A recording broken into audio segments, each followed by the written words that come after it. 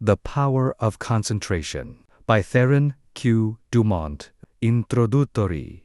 We all know that in order to accomplish a certain thing we must concentrate. It is of the utmost value to learn how to concentrate. To make a success of anything, you must be able to concentrate your entire thought upon the idea you are working out. Do not become discouraged if you are unable to hold your thought on the subject very long at first. There are very few that can. It seems a peculiar fact that it is easier to concentrate on something that is not good for us than on something that is beneficial. This tendency is overcome when we learn to concentrate consciously. If you will just practice a few concentration exercises each day, you will find you will soon develop this wonderful power. Success is assured when you are able to concentrate, for you are then able to utilize for your good all constructive thoughts and shut out all the destructive ones. It is of the greatest value to be able to think only that which will be beneficial. Did you ever stop to think what an important part your thoughts, concentrated thoughts, play in your life? This book shows their far-reaching and all-abiding effects. These lessons you will find very practical. The exercises I have thoroughly tested. They are arranged so that you will notice an improvement from the very start, and this will give you encouragement. They point out ways in which you can help yourself. Man is a wonderful creature, but he must be trained and developed to be useful. A great work can be accomplished by every man if he can be awakened to do his very best. But the greatest man would not accomplish much if he lacked concentration and effort. Dwarfs can often do the work of giants when they are transformed by the almost magic power of great mental concentration. But giants will only do the work of dwarfs when they lack this power. We accomplish more by concentration than by fitness. The man that is apparently best suited for a place does not always fill it best. It is the man that concentrates on its every possibility that makes an art of both his work and his life. All your real advancement must come from your individual effort. This course of lessons will stimulate and inspire you to achieve success. It will bring you into perfect harmony with the laws of success. It will give you a firmer hold on your duties and responsibilities. The methods of thought concentration given in this work, if put into practice, will open up interior avenues that will connect you with the everlasting laws of being and their exhaustless foundation of unchangeable truth. As most people are very different, it is impossible to give instructions that will be of the same value to all. The author has endeavored in these lessons to awaken that within the soul which perhaps the book does not express. So study these lessons as a means of awakening and training that which is within yourself. Let all your acts and thoughts have the intensity and power of concentration. To really get the full benefit of these lessons, you should read a page, then close the book and thoughtfully recall its ideas. If you will do this, you will soon cultivate a concentrated mental habit, which will enable you to read with ordinary rapidity and remember all that you read. Lesson I: Concentration finds the way. Everyone has two natures. One wants us to advance, and the other wants to pull us back. The one that we cultivate and concentrate on decides what we are at the end. Both natures are trying to gain control. The will alone decides the issue. A man, by one supreme effort of the will, may change his whole career and almost accomplish miracles. You may be that man. You can be, if you will to be, for will can find a way or make one. I could easily fill a book of cases where men, plodding along in a matter-of-fact way, were all at once aroused and as if awakening from a slumber. They developed the possibilities within them, and from that time on were different persons. You alone can decide when the turning point will come. It is a matter of choice whether we allow our diviner self to control us or whether we will be controlled by the brute within us. No man has to do anything he does not want to do. He is therefore the director of his life. If he wills to be, what we are to do is the result of our training. We are like putty and can be completely controlled by our willpower. Habit is a matter of acquirement. You hear people say, "He comes by this or that naturally." A chip off the old block, meaning that he is only doing what his parents did. This is quite often the case, but there is no reason for it.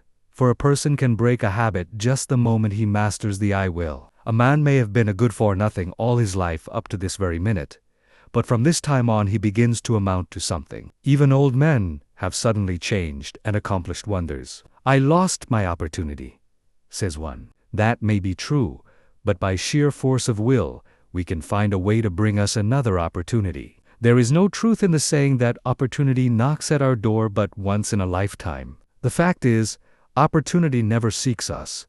We must seek it. What usually turns out to be one man's opportunity was another man's loss. In this day, one man's brain is matched against another's. It is often the quickness of brain action that determines the result. One man thinks, "I will do it," but while he procrastinates, the other goes ahead and does the work. They both have the same opportunity. The one will complain of his lost chance, but it should teach him a lesson, and it will, if he is seeking the path that leads to success. Many persons read good books, but say they do not get much good out of them. They do not realize that all any book or any lesson course can do is to awaken them to their possibilities, to stimulate them to use their willpower. You may teach a person from now until doomsday, but that person will only know what he learns himself. You can lead him to the fountain, but you can't make him drink. One of the most beneficial practices I know of is that of looking for the good in everyone and everything, for there is good in all things. We encourage a person by seeing his good qualities, and we also help ourselves by looking for them. We gain their good wishes, a most valuable asset sometimes. We get back what we give out. The time comes when most all of us need encouragement, need buoying up. So form the habit of encouraging others, and you will find it a wonderful tonic for both those encouraged and yourself, for you will get back encouraging and uplifting thoughts. Life furnishes us the opportunity to improve, but whether we do it or not depends upon how near we live up to what is expected of us. The first of each month, a person should sit down and examine the progress he has made. If he has not come up to expectations, he should discover the reason, and by extra exertion measure up to what is demanded next time. Every time that we fall behind what we plan to do, we lose just so much, for that time is gone forever. We may find a reason for doing it, but most excuses are poor substitutes for action. Most things are possible. Ours may be a hard task, but the harder the task, the greater the reward. It is the difficult things that really develop us. Anything that requires only a small effort utilizes very few of our faculties, and yields a scanty harvest of achievement. So do not shrink from a hard task, for to accomplish one of these will often bring us more good than a dozen lesser triumphs. I know that every man that is willing to pay the price can be a success. The price is not in money, but in effort. The first essential quality for success is the desire to be something. The next thing is to learn how to do it. The next to carry it into execution. The man that is the best able to accomplish anything is the one with a broad mind. The man that has acquired knowledge that may, it is true, be foreign to this particular case, but is, nevertheless, of some value in all cases. So the man that wants to be successful must be liberal. He must acquire all the knowledge that he can. He must be well posted not only in one branch of his business, but in every part of it. Such a man achieves success. The secret of success is to try always to improve yourself, no matter where you are or what your position.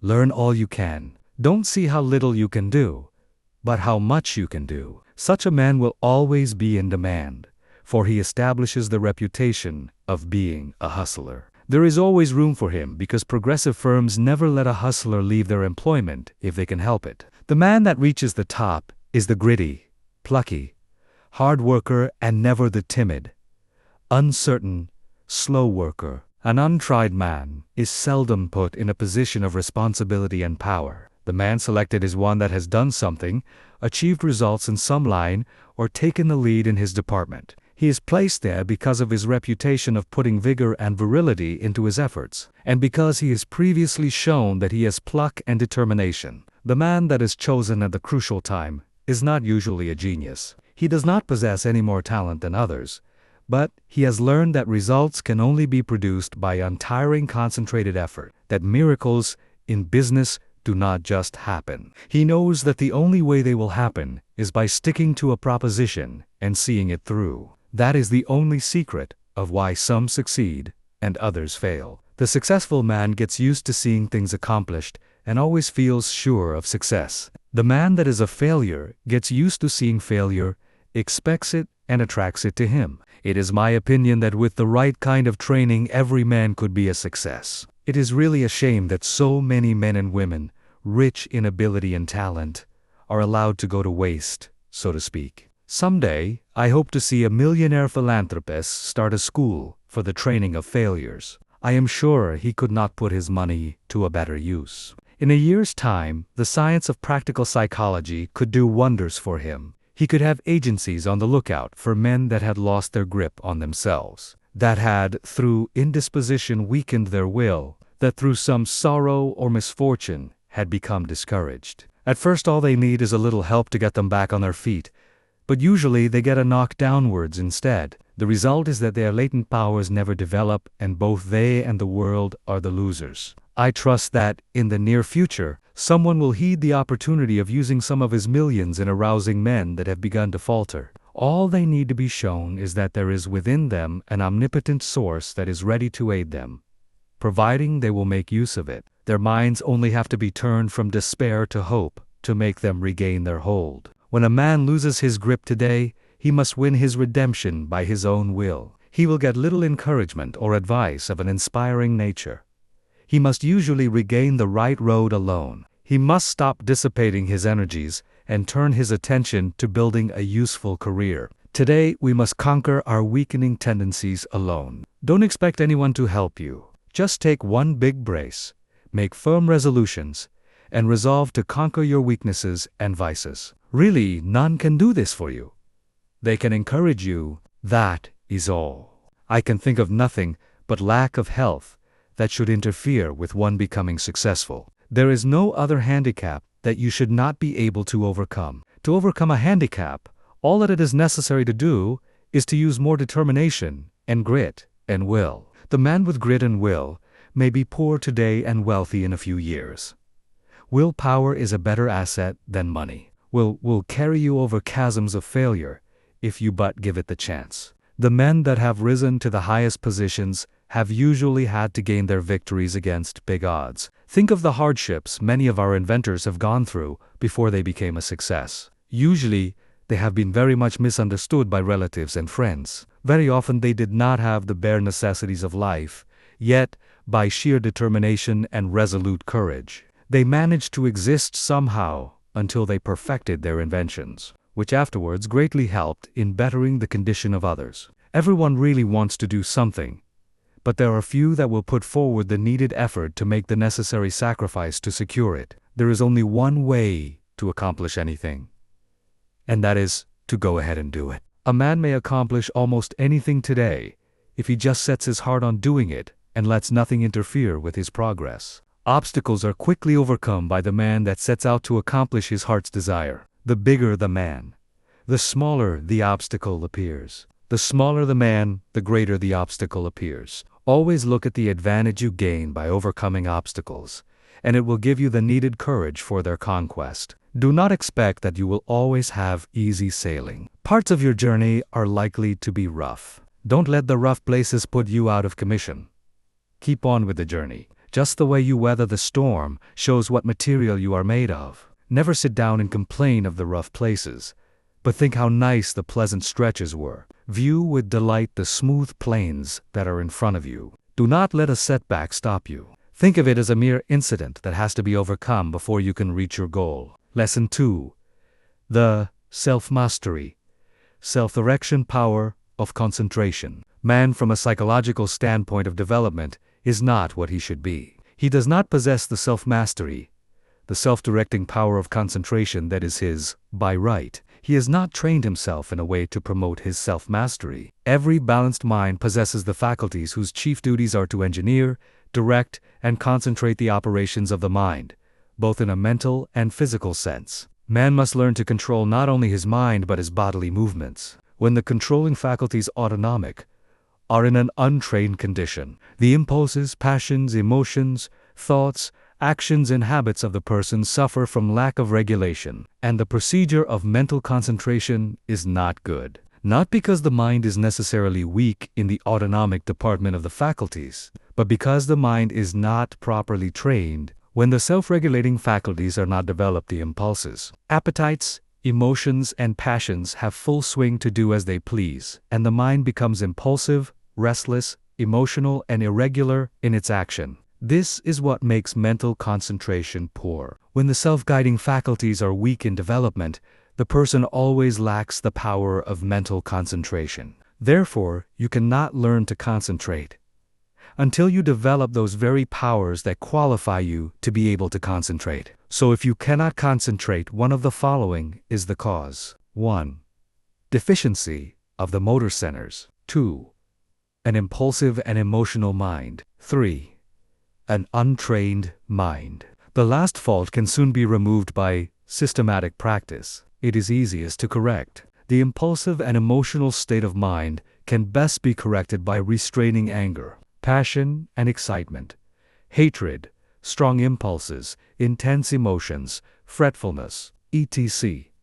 It is impossible to concentrate when you are in any of these excited states. These can be naturally decreased by avoiding such food and drinks as have nerve-weakening or stimulating influences, or a tendency to stir up the passions, the impulses, and the emotions. It is a very good practice to watch and associate with those persons that are steady, calm, controlled, and conservative. Correcting the deficiency of the motor centers is harder because, as the person's brain is undeveloped, he lacks willpower. To cure this takes some time. Persons so afflicted may benefit by reading and studying my course, The Master Mind. To be published by Advanced Thought Publishing, Co. Chicago. Many have the idea that when they get into a negative state they are concentrating, but this is not so. They may be meditating, though not concentrating. Those that are in a negative state a good deal of the time cannot, as a rule,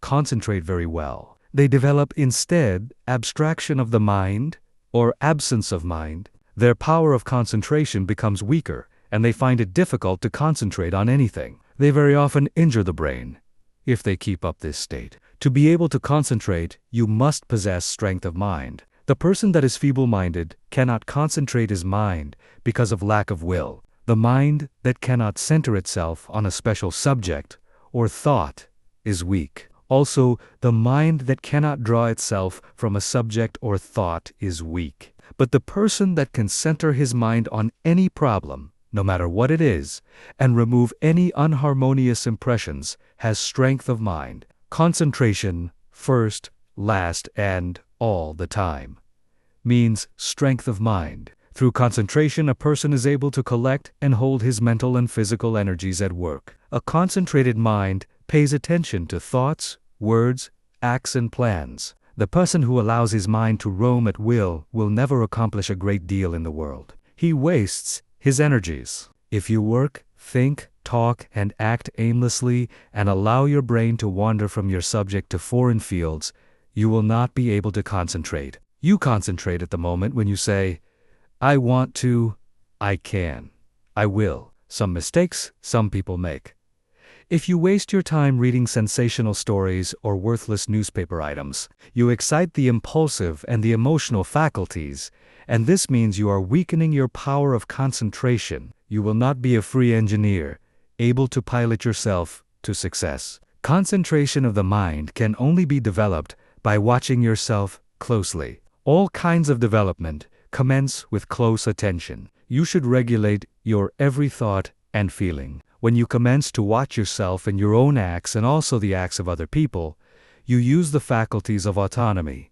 And, as you continue to do so, you improve your faculties, until in time you can engineer your every thought, wish, and plan. To be able to focalize the mind on the object at hand, in a conscious manner, leads to concentration. Only the trained mind can focalize. To hold a thought before it, until all the faculties shall have had time to consider that thought is concentration. The person that cannot direct his thoughts, wishes, plans, resolutions, and studies cannot possibly succeed to the fullest extent. The person that is impulsive one moment and calm the next has not the proper control over himself. He is not a master of his mind, nor of his thoughts, feelings, and wishes. Such a person cannot be a success. When he becomes irritated, he irritates others and spoils all chances of any concern doing their best. But the person that can direct his energies and hold them at work in a concentrated manner controls his every work and act, and thereby gains power to control others. He can make his every move serve a useful end, and every thought a noble purpose. In this day, the man that gets excited and irritable should be looked upon as an undesirable person. The person of good breeding now speaks with slowness and deliberation. He is cultivating more and more of a reposeful attitude. He is consciously attentive and holds his mind to one thing at a time. He shuts out everything else. When you are talking to anyone, give him your soul and undivided attention. Do not let your attention wander or be diverted. Give no heed to anything else, but make your will and intellect act in unison. Start out in the morning and see how self-poised you can remain all day. At times, take an inventory of your actions during the day and see if you have kept your determination. If not, see that you do tomorrow. The more self-poised you are, the better will your concentration be. Never be in too much of a hurry, and remember, the more you improve your concentration, the greater are your possibilities. Concentration means success, because you are better able to govern yourself and centralize your mind. You become more in earnest in what you do, and this almost invariably improves your chances for success. When you are talking to a person, have your own plans in mind. Concentrate your strength upon the purpose you are talking about. Watch his every move, but keep your own plans before you. Unless you do, will waste your energy and not accomplish as much as you should. I want you to watch the next person you see that has the reputation of being a strong character, a man of force. Watch and see what a perfect control he has over his body. Then I want you to watch just an ordinary person. Notice how he moves his eyes, arms, fingers. Notice the useless expenditure of energy. These movements all break down the vital cells and lessen the person's power in vital and nerve directions. It is just as important for you to conserve your nervous forces as it is the vital forces. As an example, we see an engine going along the track very smoothly.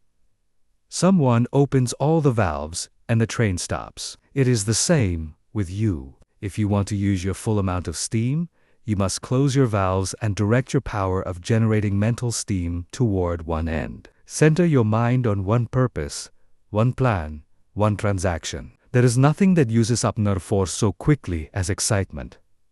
This is why an irritable person is never magnetic. He is never admired or loved. He does not develop those finer qualities that a real gentleman possesses. Anger, sarcasm, and excitement weaken a person in this direction. The person that allows himself to get excited will become nervous in time because he uses up his nerve forces and his vital energies. The person that cannot control himself and keep from becoming excited cannot concentrate. When the mind can properly concentrate, all the energy of every microscopic cell is directed into one channel. And then there is a powerful personal influence generated. Everyone possesses many millions of little trembling cells, and each one of these has a center where life and energy are stored up and generated. If this energy is not wasted but conserved and controlled, this person is influential. But when it is the opposite, he is not influential or successful. Just as it is impossible for a steam engine to run with all its valves open, so is it impossible for you to waste your energy and run at your top speed. Each neuron in the gray layers of the brain is a psychic center of thought and action.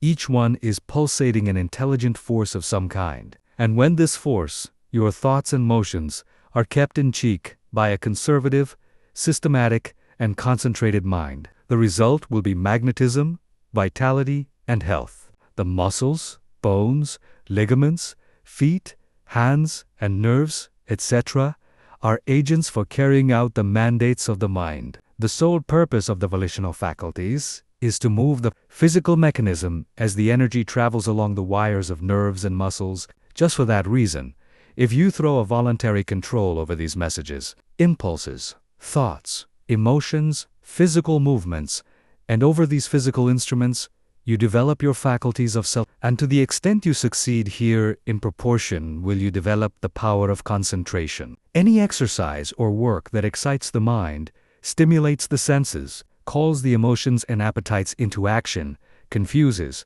terrifies or emotionalizes, weakens the power of concentration. This is why all kind of excitement is bad. This is the reason why persons who drink strong drinks, who allow themselves to get into fits of temper, who fight, who eat stimulating food, who sing and dance and thus develop their emotions, who are sudden, vehement, and emotional, lack the power to concentrate. But those whose actions are slower and directed by their intelligence develop concentration. Sometimes, dogmatic, willful, excitable persons can concentrate.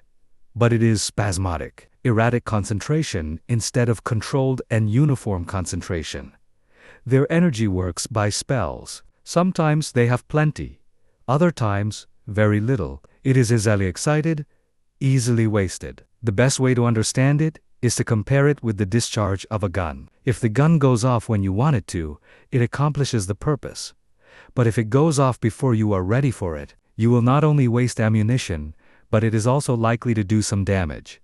That is just what most persons do. They allow their energy to explode, thus not only wasting it but endangering others. They waste their power, their magnetism, and so injure their chance of success. Such persons are never well liked and never will be until they gain control over themselves. It will be necessary for them to practice many different kinds of concentration exercises, and to keep them up for some time, they must completely overcome their sudden, erratic thoughts, and regulate their emotions and movements. They must from morning to night train the mind to be steady and direct and keep the energies at work. The lower area of the brain is the storehouse of the energy. Most all persons have all the dynamic energy they need if they would concentrate it. They have the machine, but they must also have the engineer, or they will not go very far. The engineer is the self-regulating, directing power. The person that does not develop his engineering qualities will not accomplish much in life. The good engineer controls his every act. All work assists in development.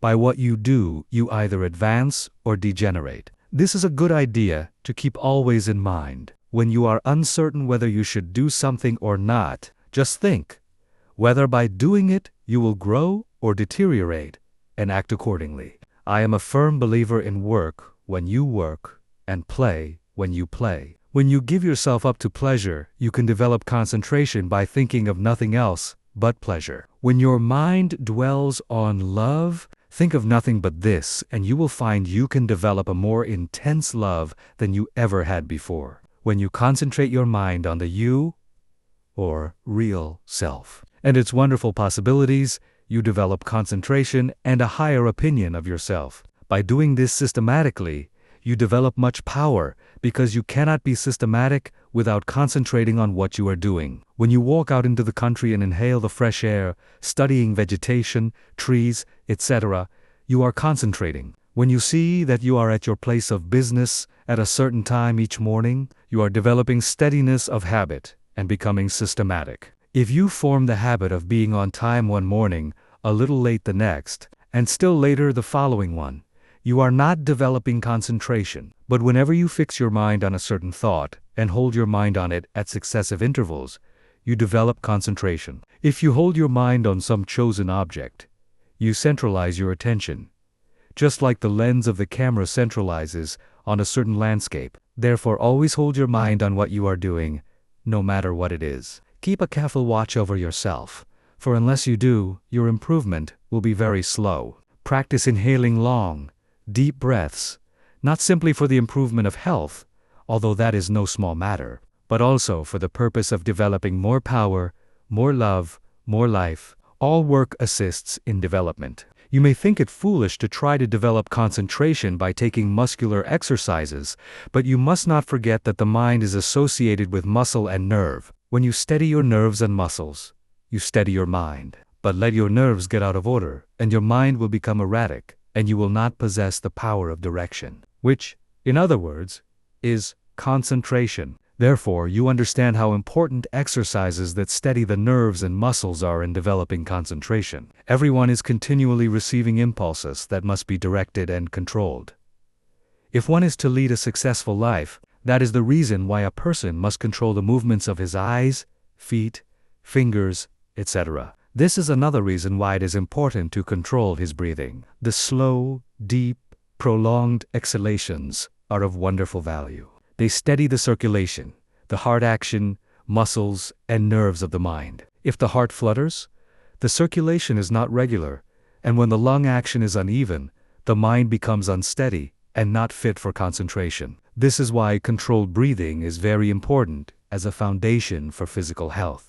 You must not only concentrate your mind, but also the action of the eyes, ears, and fingers. Each of these contain miniature minds that are controlled by the master engineer. You will develop much quicker if you thoroughly realize this. If you have ever associated with big men or read their biographies, you will find that they usually let the others do the talking. It is much easier to talk than it is to listen. There is no better exercise for concentration than to pay close attention when someone is talking. Besides learning from what they have to say, you may develop both mental and physical concentration. When you shake hands with someone, just think of your hand as containing hundreds of individual minds, each having an intelligence of its own. When you put this feeling into your hand, shake it shows personality. When you shake hands in a listless way, it denotes timidity, lack of force, and power of personality. When the hand grip is very weak and stiff, the person has little love in his nature, no passion and no magnetism. When the handshake is just the opposite,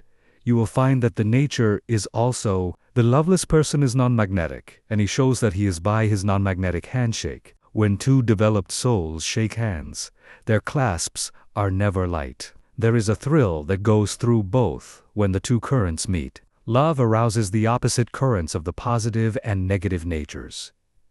When there is no love, life loses its charm. The hand quickly shows when love is being aroused. This is why you should study the art of handshaking and develop your social affections. A person that loves his kind reflects love, but a person that hates reflects hate. The person with a bad nature, a hateful disposition, evil thoughts and feeling is erratic, freakish, and fit. When you allow yourself to become irritable, watch how you breathe and you will learn a valuable lesson. Watch how you breathe when you are happy. Watch your breathing when you harbor hate. Watch how you breathe when you feel in love with the whole world and noble emotions thrill you. When filled with good thoughts, you breathe a plentiful supply of oxygen into your lungs and love fills your soul. Love develops a person, physically, mentally, and socially. Breathe deeply when you are happy and you will gain life and strength. You will steady your mind and you will develop your power of concentration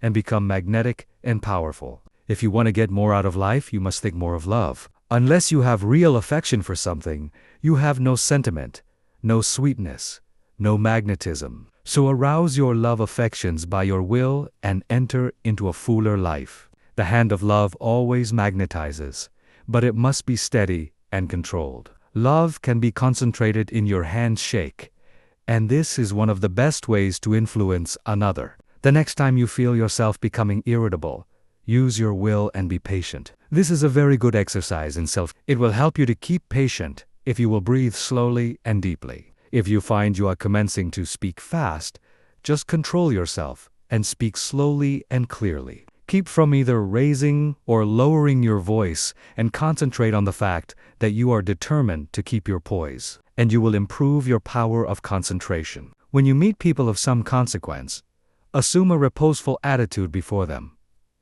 Do this at all times. Watch both them and yourself. Static exercises develop the motor faculties and increase the power of concentration. If you feel yourself getting irritable, nervous, or weak, stand squarely on your feet with your chest up and inhale deeply, and you will see that your irritability will disappear and a silent calm will pass over you. If you are in the habit of associating with nervous, irritable people, quit it until you grow strong in the power of concentration, because irritable, angry, fretful, dogmatic and disagreeable people will weaken what powers of resistance you have. Any exercises that give you better control of the ears, fingers, eyes, feet help you to steady your mind. When your eye is steady, your mind is steady. One of the best ways to study a person is to watch his physical movements. For, when we study his actions, we are studying his mind, because actions are the expressions of the mind. As the mind is, so is the action. If it is uneasy, restless, erratic, unsteady, its actions are the same. When it is composed, the mind is composed. Concentration means control of the mind and body. You cannot secure control over one without the other. Many people who seem to lack ambition have sluggish minds. They are steady, patient, and seemingly have good control. But this does not say they are able to concentrate. These people are indolent, inactive, slow, and listless because they lack energy. They do not lose control because they have little force to control. They have no temper, and it therefore cannot disturb them. Their actions are steady because they possess little energy. The natural person is internally strong, energetic, and forceful, but his energy, force, and strength, thoughts, and physical movements are well under his control. If a person does not have energy, both mental and physical, he must develop it. If he has energy which he cannot direct and hold to a point, he must learn to do so. A man may be very capable, but unless he wills to control his abilities, they will not do him any good. We hear so much talk about the benefit of physical culture, but the real benefit of this is really lost sight of. There is nothing that holds the faculties at work in a sustained and continuous manner as static exercises do. For, as stated before, when you learn to control the body, you are gaining control over the mind. Lesson 3. How to gain what you want through concentration. The ignorant person may say, how can you get anything by merely wanting it? I say that through concentration, you can get anything you want. Every desire can be gratified, but whether it is will depend upon you concentrating to have that desire fulfilled. Merely wishing for something will not bring it. Wishing you had something shows a weakness, and not a belief that you will really get it. So never merely wish. As we are not living in a fairy age, you use up just as much brain force in vain imaginings as you do when you think of something worthwhile. Be careful of your desires. Make a mental picture of what you want, and set your will to this until it materializes. Never allow yourself to drift without helm or rudder. Know what you want to do, and strive with all your might to do it, and you will succeed. Feel that you can accomplish anything you undertake. Many undertake to do things, but feel when they start they are going to fail, and usually they do. I will give an illustration. A man goes to a store for an article. The clerk says, "I am sorry, we have not." But the man that is determined to get that thing inquires if he doesn't know where he can get it. Again, receiving an unsatisfactory answer, the determined buyer consults the manager, and finally, he finds where the article can be bought. That is the whole secret of concentrating on getting what you want. And remember, your soul is a center of all power, and you can accomplish what you will too. I'll find a way or make one. Is the spirit that wins. I know a man that is now head of a large bank. He started there as a messenger boy. His father had a button made for him with a P on it, and put it on his coat. He said, "Son, that P is a reminder that someday you are to be the president of your bank. I want you to keep this thought in your mind. Every day do something that will put you nearer your goal." Each night after supper he would say, "Son, what did you do today?" In this way the thought was always kept in mind. He concentrated on becoming president of that bank, and he did. His father told him never to tell anyone what that P stood for. A good deal of fun was made of it by his associates, and they tried to find out what it stood for, but they never did until he was made president, and then he told the secret. Don't waste your mental powers and wishes. Don't dissipate your energies by trying to satisfy every whim. Concentrate on doing something really worthwhile. The man that sticks to something is not the man that fails. Power to him who power exerts. Emerson. Success today depends largely on concentrating on the interior law of force. For when you do this, you awaken those thought powers or forces, which, when used in business, ensures permanent results. Until you are able to do this, you have not reached your limit in the use of your forces. This great universe is interwoven with myriads of forces. You make your own place, and whether it is important depends upon you. Through the indestructible and unconquerable law, you can, in time, accomplish all right things, and therefore do not be afraid to undertake whatever you really desire to accomplish and are willing to pay for in effort. Anything that is right is possible. That which is necessary will inevitably take place. If something is right, it is your duty to do it, though the whole world thinks it to be wrong. God and one are always a majority, or in plain words, that omnipotent interior law, which is God, and the organism that represents you is able to conquer the whole world if your cause is absolutely just. Don't say, "I wish I was a great man." You can do anything that is proper and you want to do. Just say, "You can." You will.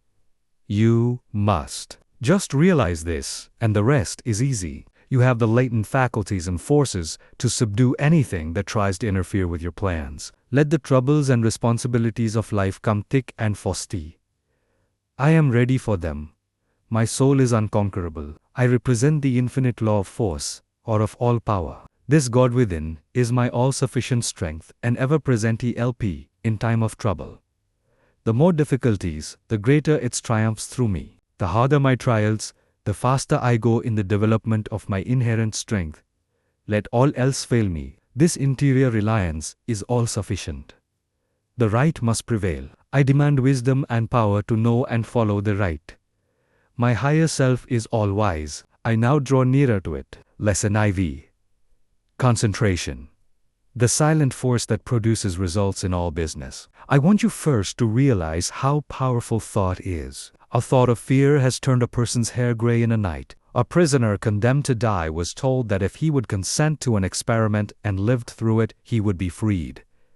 He consented. They wanted to see how much blood a person could lose and still live. They arranged that blood would apparently drop from a cut made in his leg. The cut made was very slight, from which practically no blood escaped. The room was darkened, and the prisoner thought the dropping he heard was really coming from his leg. The next morning he was dead through mental fear. The two above illustrations will give you a little idea of the power of thought. To thoroughly realize the power of thought is worth a great deal to you. Through concentrated thought power, you can make yourself whatever you please. By thought, you can greatly increase your efficiency and strength. You are surrounded by all kinds of thoughts, some good, others bad, and you are sure to absorb some of the latter. If you do not build up a positive mental attitude, if you will study the needless moods of anxiety, worry, despondency, discouragement, and others that are the result of uncontrolled thoughts, you will realize how important the control of your thoughts are. Your thoughts make you what you are. When I walk along the street and study the different people's faces, I can tell how they spent their lives. It all shows in their faces, just like a mirror reflects their physical countenances. In looking in those faces, I cannot help thinking how most of the people you see have wasted their lives. The understanding of the power of thought will awaken possibilities within you that you never dreamed of. Never forget that your thoughts are making your environment, your friends, and as your thoughts change, these will also. Is this not a practical lesson to learn?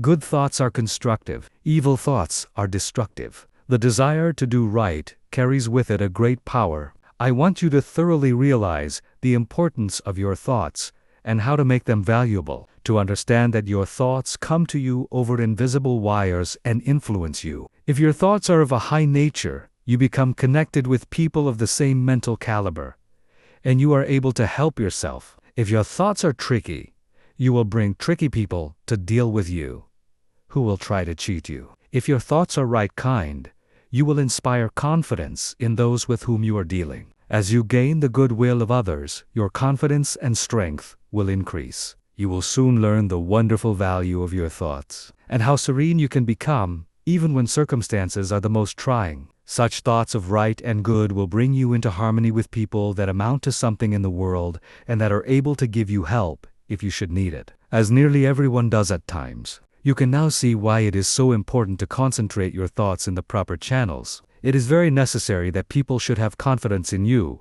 When two people meet, they have not the time to look each other up. They accept each other according to instinct, which can usually be relied on. You meet a person, and his attitude creates a suspicion in you. The chances are you cannot tell why, but something tells you, have no dealings with him, for if you do, will be sorry. Thoughts produce actions.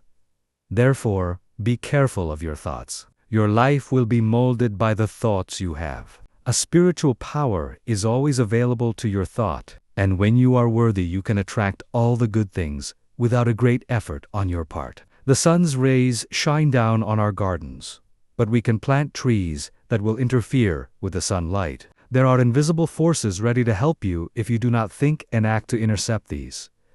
These forces work silently. You reap what you sow. You have concentrated within powers that, if developed, will bring you happiness greater than you can even imagine. Most people go rushing through life, literally driving away the very things they seek. By concentration, you can revolutionize your life, accomplish infinitely more, and without a great effort. Look within yourself, and you will find the greatest machine ever made. How to speak wisely. In order to speak wisely, you must secure at least a partial concentration of the faculties and forces upon the subject at hand. Speech interferes with the focusing powers of the mind, as it withdraws the attention to the external, and therefore is hardly to be compared with that deep silence of the subconscious mind, where deep thoughts and the silent forces of high potency are evolved. It is necessary to be silent before you can speak wisely. The person that is really alert and well poised and able to speak wisely under trying circumstances is the person that has practiced in the silence. Most people do not know what the silence is and think it is easy to go into the silence. But this is not so. In the real silence, we become attached to that interior law, and the forces become silent, because they are in a state of high potency, or beyond the vibratory sounds to which our external ears are attuned. He who desires to become above the ordinary should open up for himself the interior channels, which lead to the absolute law of the omnipotent. You can only do this by persistently and intelligently practicing thought concentration. Hold the thought. In silence, I will allow my higher self to have complete control. I will be true to my higher self. I will live true to my conception of what is right. I realize that it is to my self-interest to live up to my best. I demand wisdom so that I may act wisely for myself and others. In the next chapter, I will tell you of the mysterious law, which links all humanity together by the powers of cooperative thought, and chooses for us companionship and friends. Lesson V. How concentrated thought links all humanity together. It is within your power to gratify your every wish. Success is the result of the way you think. I will show you how to think to be successful. The power to rule and attract success is within yourself. The barriers that shut these off from you are subject to your control. You have unlimited power to think, and this is the link that connects you with your omniscient source. Success is the result of certain moods of mind or ways of thinking. These moods can be controlled by you and produced at will. You have been evolved to what you are from a lowly atom, because you possessed the power to think. This power will never leave you, but will keep urging you on until you reach perfection. As you evolve, create new desires, and these can be gratified. The power to rule lies within you. The barriers that keep you from ruling are also within you. These are the barriers of ignorance. Concentrated thought will accomplish seemingly impossible results and make you realize your fondest ambitions. At the same time that you break down barriers of limitation, new ambitions will be awakened. You begin to experience conscious thought constructions. If you will just realize that through deep concentration you become linked with thoughts of omnipotence, you will kill out entirely your belief in your limitations, and at the same time will drive away all fear and other negative and destructive thought forces which constantly work against you. In the place of these, you will build up a strong assurance that your every venture will be successful. When you learn thus how to concentrate and reinforce your thought, you control your mental creations. They in turn help to mold your physical environment, and you become the master of circumstances and the ruler of your kingdom. It is just as easy to surround your life with what you want as it is with what you don't want. It is a question to be decided by your will. There are no walls to prevent you from getting what you want, providing you want what is right. If you choose something that is not right, you are in opposition to the omnipotent plans of the universe and deserve to fail. But if you will base your desires on justice and goodwill, you avail yourself of the helpful powers of universal currents, and instead of having a handicap to work against, can depend upon ultimate success. Though the outward appearances may not at first be bright, never stop to think of temporary appearances, but maintain an unfaltering belief in your ultimate success. Make your plans carefully, and see that they are not contrary to the tides of universal justice. The main thing for you to remember is to keep at bay the destructive and opposing forces of fear and anger and their satellites. There is no power so great as the belief which comes from the knowledge that your thought is in harmony with the divine laws of thought, and the sincere conviction that your cause is right. You may be able seemingly to accomplish results for a time, even if your cause is unjust, but the results will be temporary, and, in time, you will have to tear down your thought edifice and build on the true foundation of right. Plans that are not built on truth produce discordant vibrations and are therefore never try to build until you can build right. It is a waste of time to do anything else. You may temporarily put aside your desire to do right, but its true vibrations will interfere with your unjust plans until you are forced back into righteous paths of power. All just causes succeed in time, though temporarily they may fail. So, if you should face the time when everything seems against you, quiet your fears, drive away all destructive thoughts, and uphold the dignity of your moral and spiritual life. Where there is a will, there is a way. The reason this is so is that the will can make a way if given the chance to secure the assistance of aiding forces. The more it is developed, the higher the way to which it will lead. When everything looks gloomy and discouraging, then is the time to show what you are made of by rejoicing that you can control your moods by making them as calm, serene and bright as if prosperity were yours. Be faithful in sowing the thought seeds of success, in perfect trust that the sun will not cease to shine and bring a generous harvest in one season. It is not always necessary to think of the success of a venture when you are actually engaged in it, for when the body is inactive, the mind is most free to catch new ideas that will further the opportunity you are seeking. When you are actually engaged in doing something, you are thinking in the channels you have previously constructed, and the work does not have to be done over again. When you are in a negative mood, the intuitions are more active, for you are not then controlling your thoughts by the will. Everything we do should have the approval of the intuition. When you are in a negative mood, you attract thoughts of similar nature through the law of affinity. That is why it is so important to form thoughts of a success nature to attract similar ones. If you have never made a study of this subject, you may think this is all foolishness, but it is a fact that there are thought currents that unerringly bring thoughts of a similar nature. Many persons who think of failure actually attract failure by their worries, their anxieties, their overactivity. These thoughts are bound to bring failure. When you once learn the laws of thought and think of nothing but good,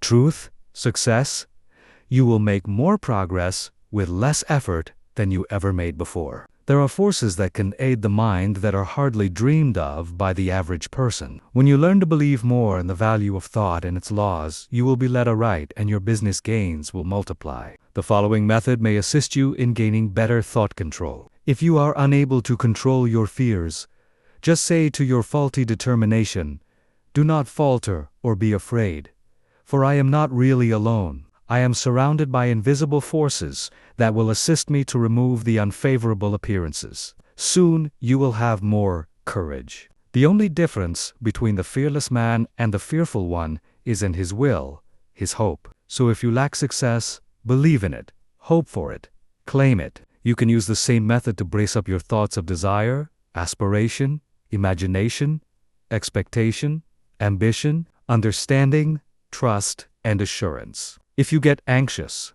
angry, discouraged, undecided, or worried, it is because you are not receiving the cooperation of the higher powers of your mind. By your will, you can so organize the powers of the mind that your moods change only as you want them to, instead of as circumstances affect you. I was recently asked if I advised concentrating on what you eat or what you see while walking. My reply was that no matter what you may be doing, when in practice, think of nothing else but that act at the time. The idea is to be able to control your unimportant acts.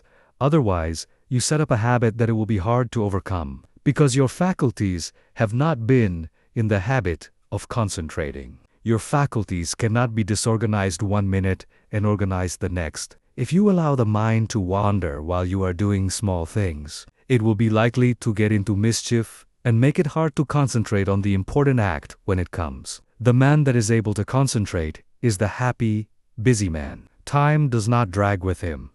He always has plenty to do. He does not have time to think over past mistakes, which would make him unhappy. If despite our discouragement and failures, we claim our great heritage, life and truth and force, like an electric current, will permeate our lives until we enter into our birthright in eternity. The will does not act with clearness, decision, and promptness. Unless it is trained to do so, there are comparatively few that really know what they are doing every minute of the day. This is because they do not observe with sufficient orderliness and accuracy to know what they are doing. It is not difficult to know what you are doing all the time if you will just practice concentration and with a reposeful deliberation, and train yourself to think clearly, promptly, and decisively. If you allow yourself to worry or hurry in what you are doing, this will not be clearly photographed upon the sensitized plate of the subjective mind, and you, therefore, will not be really conscious of your actions. So practice accuracy and concentration of thought, and also absolute truthfulness, and you will soon be able to concentrate. Lesson Vi.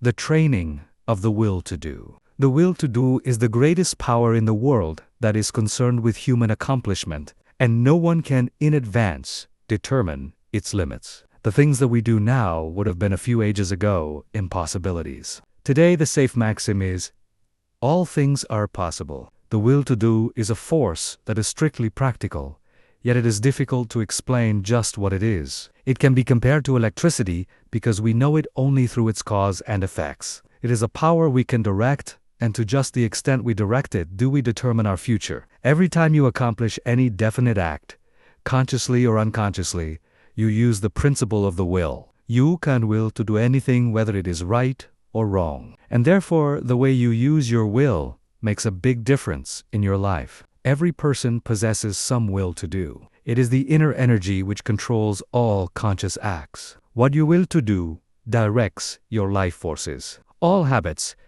good or bad, are the result of what you will to do. You improve or lower your condition in life by what you will to do. Your will has a connection with all avenues of knowledge, all activities, all accomplishment. You probably know of cases where people have shown wonderful strength under some excitement, similar to the following.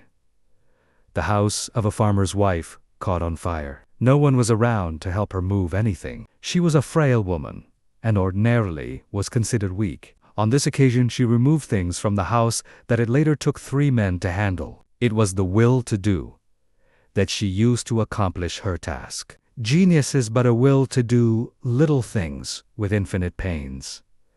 Little things well done open the door of opportunity for bigger things. The will accomplishes its greater results through activities that grow out of great concentration in acquiring the power of voluntary attention to such an extent that we can direct it, where we will and hold it steadily to its task until our aim is accomplished. When you learn so to use it, your willpower becomes a mighty force. Almost everything can be accomplished through its proper use. It is greater than physical force, because it can be used to control not only physical, but mental and moral forces. There are very few that possess perfectly developed and balanced willpower, but those who do easily crush out their weak qualities.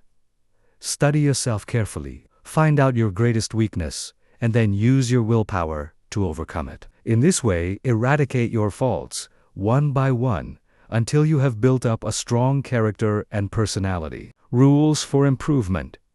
A desire arises. Now think whether this would be good for you. If it is not, use your willpower to kill out the desire. But, on the other hand, if it is a righteous desire, summon all your willpower to your aid. Crush all obstacles that confront you and secure possession of the coveted good. Slowness in making decisions. This is a weakness of willpower. You know you should do something, but you delay doing it through lack of decision. It is easier not to do a certain thing than to do it, but conscience says to do it. The vast majority of persons are failures because of the lack of deciding to do a thing when it should be done. Those that are successful have been quick to grasp opportunities by making a quick decision. This power of will can be used to bring culture, wealth, and health. Some special pointers. For the next week, try to make quicker decisions in your little daily affairs. Set the hour you wish to get up and arise exactly at the fixed time. Anything that you should accomplish, do on or ahead of time. You want, of course, to give due deliberation to weighty matters. But by making quick decisions on little things, you will acquire the ability to make quick decisions in bigger things. Never procrastinate. Decide quickly one way or the other, even at the risk of deciding wrong. Practice this for a week or two, and notice your improvement. The lack of initiative. This, too, keeps many men from succeeding. They have fallen into the way of imitating others in all that they do. Very often we hear the expression, "He seems clever enough, but he lacks initiative." Life for them is one continuous grind. Day after day they go through the same monotonous round of duties, while those that are getting along are using their initiative to get greater fullness of life. There is nothing so responsible for poverty as this lack of initiative, this power to think and do for ourselves. You are as good as anyone. You have willpower, and if you use it, you will get your share of the luxuries of life. So, use it to claim your own. Don't depend on anyone else to help you. We have to fight our own battles. All the world loves a fighter, while the coward is despised by all. Every person's problems are different, so I can only say analyze your opportunities and conditions and study your natural abilities. Form plans for improvement and then put them into operation. Now, as I said before, don't just say, "I am going to do so and so," but carry your plan into execution. Don't make an indefinite plan, but a definite one. And then don't give up until your object has been accomplished. Put these suggestions into practice with true earnestness, and you will soon note astonishing results, and your whole life will be completely changed. An excellent motto for one of pure motives is, "Through my willpower, I dare do what I want to." You will find this affirmation has a very strengthening effect. The spirit of perseverance, the spirit of stick-to-itiveness is the one that wins. Many go just so far and then give up, whereas if they had persevered a little longer, they would have won out. Many have much initiative, but instead of concentrating it into one channel, they diffuse it through several, thereby dissipating it to such an extent that its effect is lost. Develop more determination, which is only the will to do, and when you start out to do something, stick to it until you get results. Of course, before starting anything, you must look ahead and see what the finish leads to. You must select a road that will lead to somewhere rather than nowhere. The journey must be productive of some kind of substantial results. The trouble with so many young men is that they launch enterprises without any end in sight. It is not so much the start as the finish of a journey that counts. Each little move should bring you nearer the goal which you planned to reach before the enterprise began. Lack of perseverance is nothing but the lack of the will to do. It takes the same energy to say, "I will continue," as to say, "I give up." Just the moment you say the latter, you shut off your dynamo, and your determination is gone. Every time you allow your determination to be broken, you weaken it. Don't forget this. Just the instant you notice your determination beginning to weaken, concentrate on it, and by sheer willpower make it continue on the job. Never try to make a decision when you are not in a calm state of mind. If in a quick temper, you are likely to say things you afterwards regret. In anger, you follow impulse rather than reason. No one can expect to achieve success if he makes decisions when not in full control of his mental forces. Therefore, make it a fixed rule to make decisions only when at your best. If you have a quick temper, you can quickly gain control over it by simple rule of counting backwards. To count backwards requires concentration, and you thus quickly regain a calm state. In this way, you can break the temper habit. It will do you a lot of good to think over what you said and thought the last time you were angry. Persevere until you see yourself as others see you. It would do no harm to write the scene out in story form, and then sit in judgment of the character that played your part. Special instructions to develop the will to do. This is a form of mental energy, but requires the proper mental attitude to make it manifest. We hear of people having wonderful willpower, which really is wrong. It should be said that they use their willpower while with many it is a latent force. I want you to realize that no one has a monopoly on willpower. There is plenty for all. What we speak of as willpower is but the gathering together of mental energy, the concentration power at one point. So never think of that person as having a stronger will than yours. Each person will be supplied with just that amount of willpower that he demands. You don't have to develop willpower if you constantly make use of all you have, and remember the way in which you use it determines your fate, for your life is molded to great extent by the use you make of your will. Unless you make proper use of it, you have neither independence nor firmness. You are unable to control yourself and become a mere machine for others to use. It is more important to learn to use your will than to develop your intellect. The man that has not learned how to use his will rarely decides things for himself, but allows his resolutions to be changed by others. He fluctuates from one opinion to another, and of course does not accomplish anything out of the ordinary, while his brother, with a trained will, takes his place among the world's leaders. Lesson 7.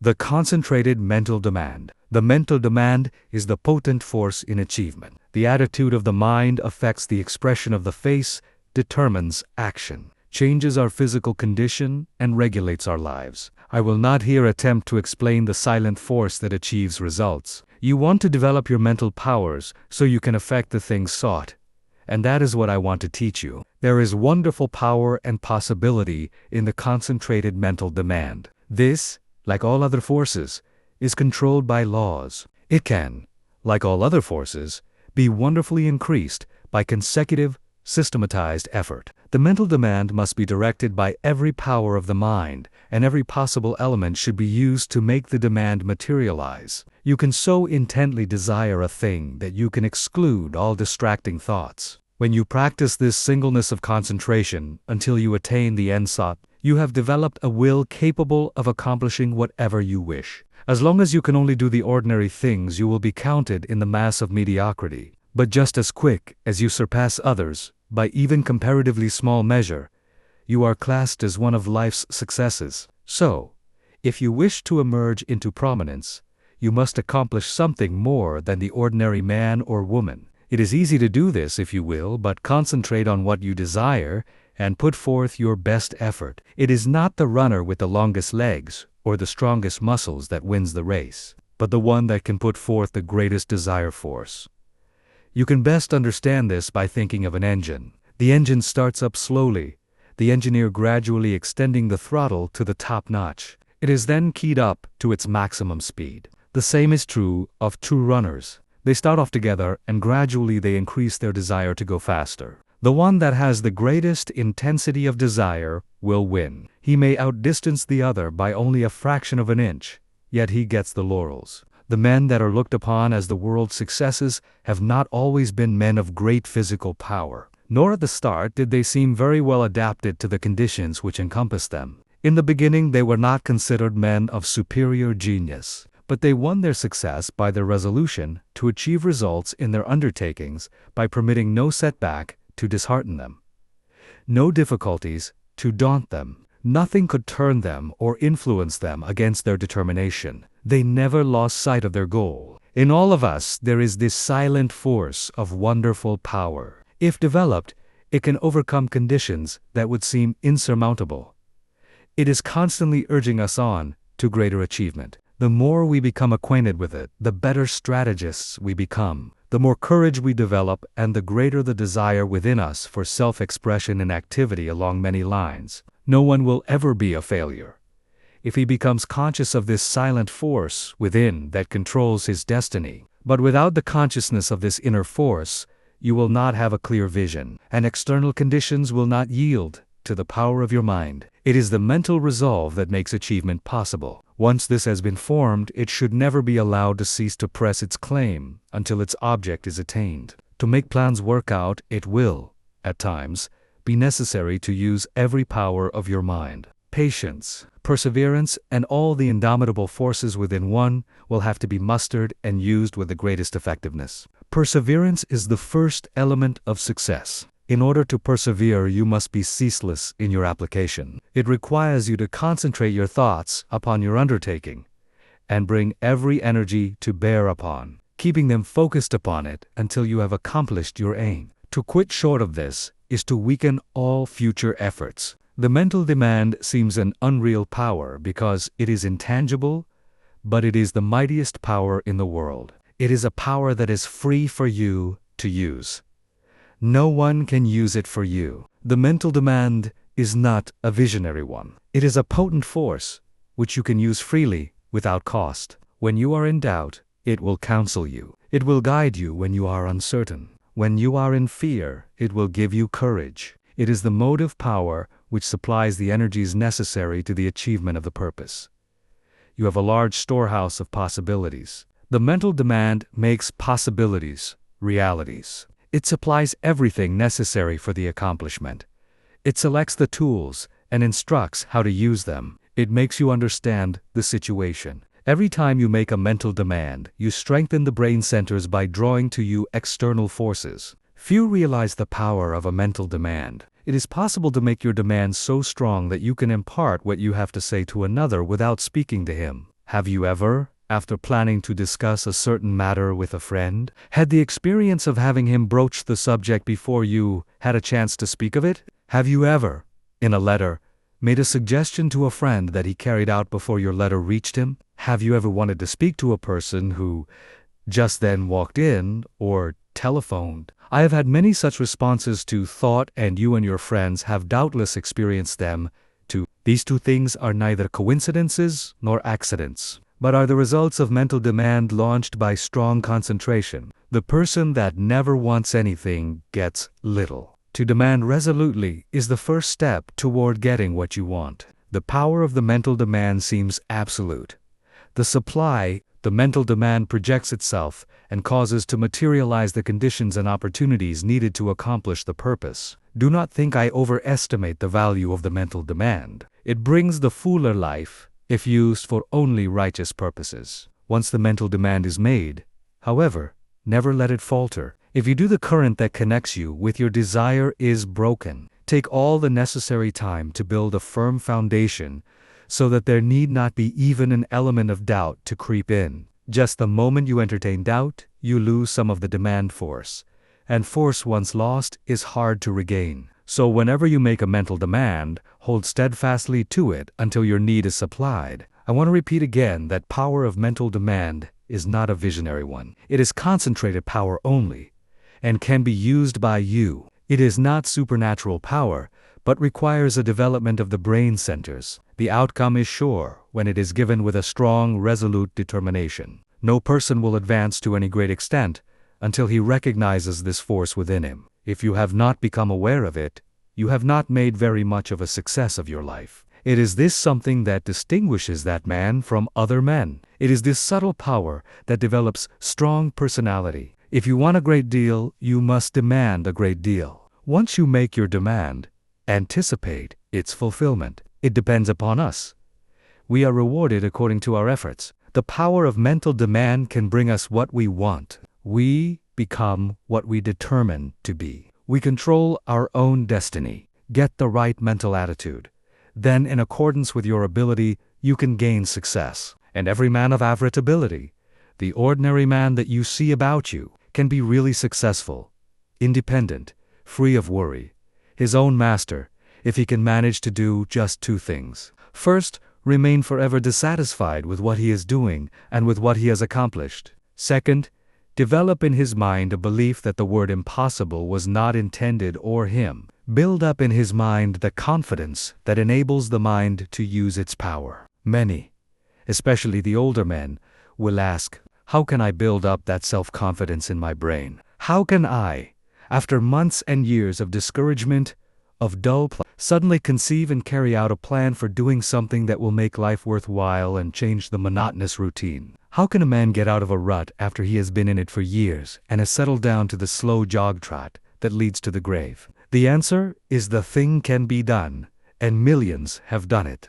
One of the names most honored among the great men of France is that of Littre, who wrote and compiled the great French dictionary, a monument of learning. He is the man whose place among the 40 immortals of France was taken by the great Pasteur. When the latter was elected to the Academy, Littre began the work that makes him famous when he was more than 60 years old. Lesson de la concentration gives mental poise. You will find that the man that concentrates is well poised, whereas the man that allows his mind to wander is easily upset. When in this state wisdom does not pass from the subconscious storehouse into the consciousness, there must be mental quiet before the two consciousnesses can work in harmony. When you are able to concentrate, you have peace of mind. If you are in the habit of losing your poise, form the habit of reading literature that has a quieting power. Just the second you feel your poise slipping, say, peace, and then hold this thought in mind, and you will never lose yourself. There cannot be perfect concentration until there is peace of mind. So keep thinking peace, acting peace, until you are at peace with all the world. For when once you have reached this state, there will be no trouble to concentrate on anything you wish. When you have peace of mind, you are not timid or anxious or fearful or rigid, and you will not allow any disturbing thought to influence you. You cast aside all fears, and think of yourself as a spark of the divine being, as a manifestation of the one universal principle that fills all space and time. Think of yourself thus as a child of the infinite, possessing infinite possibilities. Write on a piece of paper, I have the power to do and to be whatever I wish to do and be. Keep this mentally before you, and you will find the thought will be of great help to you. The mistake of concentrating on your business while away. In order to be successful today, you must concentrate, but don't become a slave to concentration and carry your business cares home. Just as sure as you do, you will be burning the life forces at both ends, and the fire will go out much sooner than was intended. Many men become so absorbed in their business that when they go to church they do not hear the preacher because their minds are on their business. If they go to the theater, they do not enjoy it because their business is on their minds. When they go to bed, they think about business instead of sleep, and wonder why they don't sleep. This is the wrong kind of concentration and is dangerous. It is involuntary. When you are unable to get anything out of your mind, it becomes unwholesome, as any thought held continuously causes weariness of the flesh. It is a big mistake to let a thought rule you, instead of ruling it. He who does not rule himself is not a success. If you cannot control your concentration, your health will suffer. So never become so absorbed with anything that you cannot lay it aside and take up another. This is self-control. Concentration is paying attention to a chosen thought. Everything that passes before the eye makes an impression on the subconscious mind, but unless you pay attention to some certain thing, you will not remember what you saw. For instance, if you walked down a busy street without seeing anything that attracted your particular attention, you could not recall anything you saw. So you see only what attracts your attention. If you work, you only see and remember what you think about. When you concentrate on something, it absorbs your whole thought. Self-study, valuable. Everyone has some habits that can be overcome by concentration. We will say, for instance, you are in the habit of complaining or finding fault with yourself or others, or imagining that you do not possess the ability of others, or feeling that you are not as good as someone else, or that you cannot rely on yourself, or harboring any similar thoughts or thoughts of weakness. These should be cast aside, and instead, thoughts of strength should be put in their place. Just remember, every time you think of yourself as being weak, in some way you are making yourself so by thinking you are. Our mental conditions make us what we are. Just watch yourself and see how much time you waste in worrying, fretting, and complaining. The more of it you do, the worse off you are. Just the minute you are aware of thinking a negative thought, immediately change to a positive one. If you start to think of failure, change to thinking of success. You have the germ of success within you. Care for it the same as the setting hen broods over the eggs. And you can make it a reality. You can make those that you come in contact with feel as you do, because you radiate vibrations of the way you feel, and your vibrations are felt by others. When you concentrate on a certain thing, you turn all the rays of your vibrations on this. Thought is the directing power of all life's vibrations. If a person should enter a room with a lot of people and feel as if he were a person of no consequence, no one would know he was there unless they saw him. And even if they did, they would not remember seeing him, because they were not attracted towards him. But let him enter the room feeling that he was magnetic and concentrating on this thought. Others would feel his vibration. So remember, the way you feel, you can make others feel. This is the law. Make yourself a concentrated dynamo from which your thoughts vibrate to others. Then you are a power in the world. Cultivate the art of feeling. For as I said before, you can only make others feel what you feel. If you will study all of the great characters of history, you will find that they were enthusiastic. First, they were enthusiastic themselves, and then they could arouse others' enthusiasm. It is latent in everyone. It is a wonderful force when once aroused. All public men to be a success have to possess it. Cultivate it by concentration. Set aside some hour of the day, wherein to hold rapt converse with the soul. Meditate with sincere desire and contrite heart, and you will be able to accomplish that which you have meditated on. This is the keynote of success. Think, speak, and act just as you wish to be, and you will be that which you wish to be. You are just what you think you are, and not what you may appear to be. You may fool others, but not yourself. You may control your life and actions, just as you can control your hands. If you want to raise your hand, you must first think of raising it. If you want to control your life, you must first control your thinking. Easy to do, is it not? Yes, it is, if you will but concentrate on what you think about, for he only can, that says, he will. How can we secure concentration? To this question, the first and last answer must be by interest and strong motive. The stronger the motive, the greater the concentration. Eustace Miller, M.D. The successful lives are the concentrated lives. The utterly helpless multitude that sooner or later have to be cared for by charity are those that were never able to concentrate and who have become the victims of negative ideas. Train yourself so you will be able to centralize your thought and develop your brain power and increase your mental energy, or you can be a slacker, a drifter, a quitter, or a sleeper. It all depends on how you concentrate or centralize your thoughts. Your thinking then becomes a fixed power, and you do not waste time thinking about something that would not be good for you. You pick out the thoughts that will be the means of bringing you what you desire, and they become a material reality. Whatever we create in the thought world will someday materialize. That is the law. Don't forget this. In the old days, men drifted without concentration. But this is a day of efficiency, and therefore all of our efforts must be concentrated, if we are to win any success worth the name. Why people often do not get what they concentrate on? Because they sit down in hopeless despair and expect it to come to them. But if they will just reach out for it with their biggest effort, they will find it is within their reach. No one limits us but ourselves. We are what we are today as the result of internal conditions. We can control the external conditions. They are subject to our will. Through our concentration, we can attract what we want, because we became in rapport with the universal forces, from which we can get what we want. You have watched races, no doubt.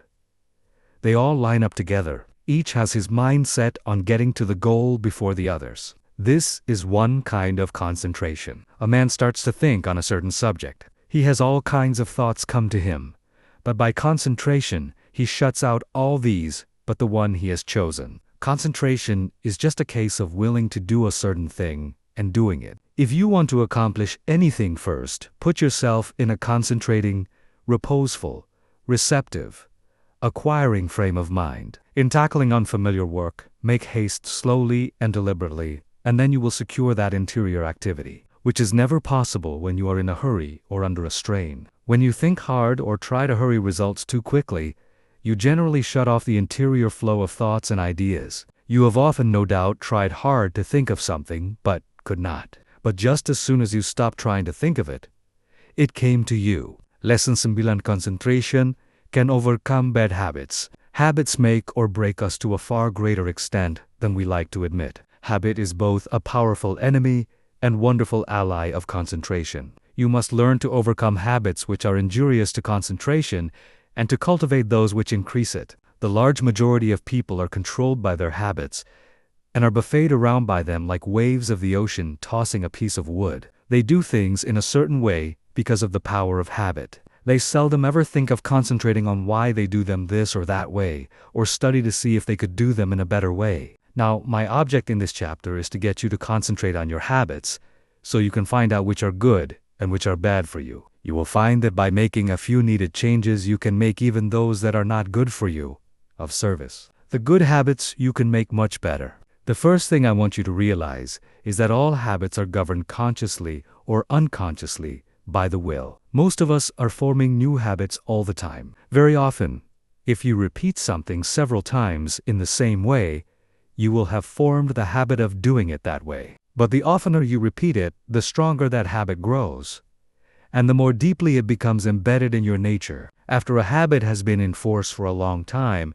it becomes almost a part of you, and is therefore hard to overcome. But you can still break any habit by strong concentration on its opposite. All our life, so far as it has definite form, is but a mass of habits, practical, emotional, and intellectual, systematically organized for our will or woe, and bearing us irresistibly toward our destiny, whatever the latter may be. We are creatures of habits, imitators and copiers of our past selves. We are liable to be bent or curved, as we can bend a piece of paper, and each fold leaves a crease, which makes it easier to make the fold there the next time. The intellect and will are spiritual functions. Still, they are immersed in matter, and to every movement of theirs corresponds a movement in the brain, that is, in their material. This is why habits of thought and habits of willing can be formed. All physical impressions are the carrying out of the actions of the will and intellect. Our nervous systems are what they are today, because of the way they have been exercised. As we grow older, most of us become more and more like automatic machines. The habits we have formed increase in strength. We work in our old characteristic way. Your associates learn to expect you to do things in a certain way. So you see that your habits make a great difference in your life. And as it is just about as easy to form good habits as it is bad, you should form only the former. No one but yourself is responsible for your habits. You are free to form the habits that you should. And if everyone could realize the importance of forming the right kind of habits, what a different world this would be. How much happier everyone would be. Then all, instead of the few, might win success. Habits are formed more quickly when we are young, but if we have already passed the youthful plastic period, the time to start to control our habits is right now, as we will never be any younger. You will find the following maxims worth remembering. First maxim: we must make our nervous system our ally instead of our enemy. Second maxim: in the acquisition of a new habit, as in the leaving off of an old one, we must take care to launch ourselves with as strong and decided an initiative as possible. The man that is in the habit of doing the right thing from boyhood has only good motives. So it is very important for you that you concentrate assiduously on the habits that reinforce good motives. Surround yourself with every aid you can. Don't play with fire by forming bad habits. Make a new beginning today. Study why you have been doing certain things. If they are not for your good, shun them henceforth. Don't give in to a single temptation, for every time you do, you strengthen the chain of bad habits. Every time you keep a resolution, you break the chain that enslaves you. Third maxim: never allow an exception to occur till the new habit is securely rooted in your life. Here is the idea. You never want to give in until the new habit is fixed, else you undo all that has been accomplished by previous efforts. There are two opposing inclinations. One wants to be firm, and the other wants to give in. By your will, you can become firm through repetition. Fortify your will to be able to cope with any and all opposition. Fourth maxim: seize the very first possible opportunity to act on every resolution you make, and on every emotional prompting you may experience in the direction of the habits you aspire to gain. To make a resolve, and not to keep it, is of little value. So by all means, keep every resolution you make, for you not only profit by the resolution, but it furnishes you with an exercise that causes the brain cells and physiological correlatives to form the habit of adjusting themselves to carry out resolutions. A tendency to act becomes effectively ingrained in us in proportion to the uninterrupted frequency with which the actions actually occur, and the brain grows to their use. When a resolve or a fine glow of feeling is allowed to evaporate without bearing fruit, it is worse than a chance lost.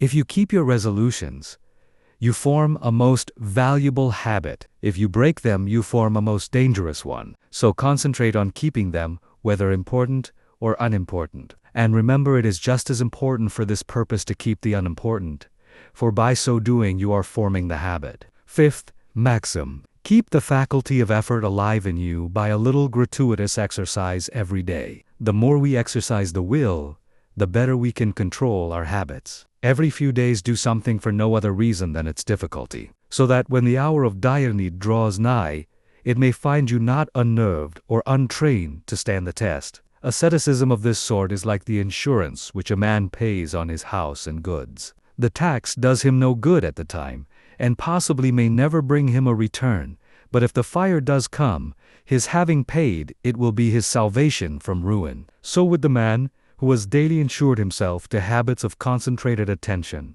energetic volation, and self-denial in unnecessary things. He will stand like a tower when everything rocks around him, and his softer fellow mortals are winnowed, like chaff in the blast. The young should be made to concentrate on their habits and be made to realize that if they don't, they become walking bundles of injurious habits. Youth is the plastic state, and should be utilized in laying the foundation for a glorious future. The great value of habit for good and evil cannot be overestimated. Habit is the deepest law of human nature. No man is stronger than his habits, because his habits either build up his strength or decrease it. Why we are creatures of habits. Habits have often been called a labor-saving invention, because when they are formed, they require less of both mental and material strength. The more deeply the habit becomes ingrained, the more automatic it becomes. Therefore, habit is an economizing tendency of our nature.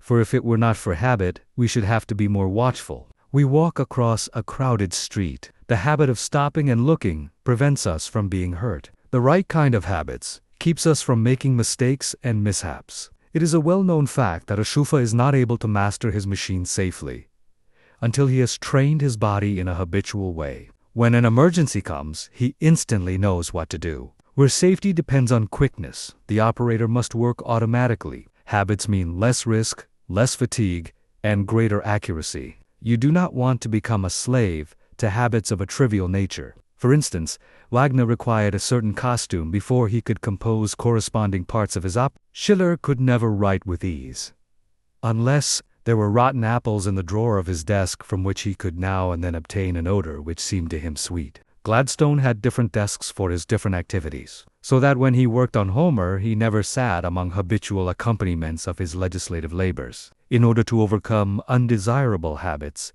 two things are necessary. You must have trained your will to do what you want it to do, and the stronger the will, the easier it will be to break a habit. Then you must make a resolution to do just the opposite of what the habit is. Therefore, one habit must replace another. If you have a strong will, you can tenaciously and persistently concentrate on removing the bad habit, and in a very short time, the good habit will gain the upper hand. I will bring this chapter to a close by giving Dr. Oppenheim's instructions for overcoming a habit. If you want to abolish a habit, and its accumulated circumstances as well, you must grapple with the matter as earnestly as you would with a physical enemy. You must go into the encounter with all tenacity of determination, with all fierceness of resolve, even with a passion for success that may be called vindictive. No human enemy can be as insidious, so persevering, as unrelenting as an unfavorable habit. It never sleeps. It needs no rest. It is like a parasite that grows with the growth of the supporting body. And,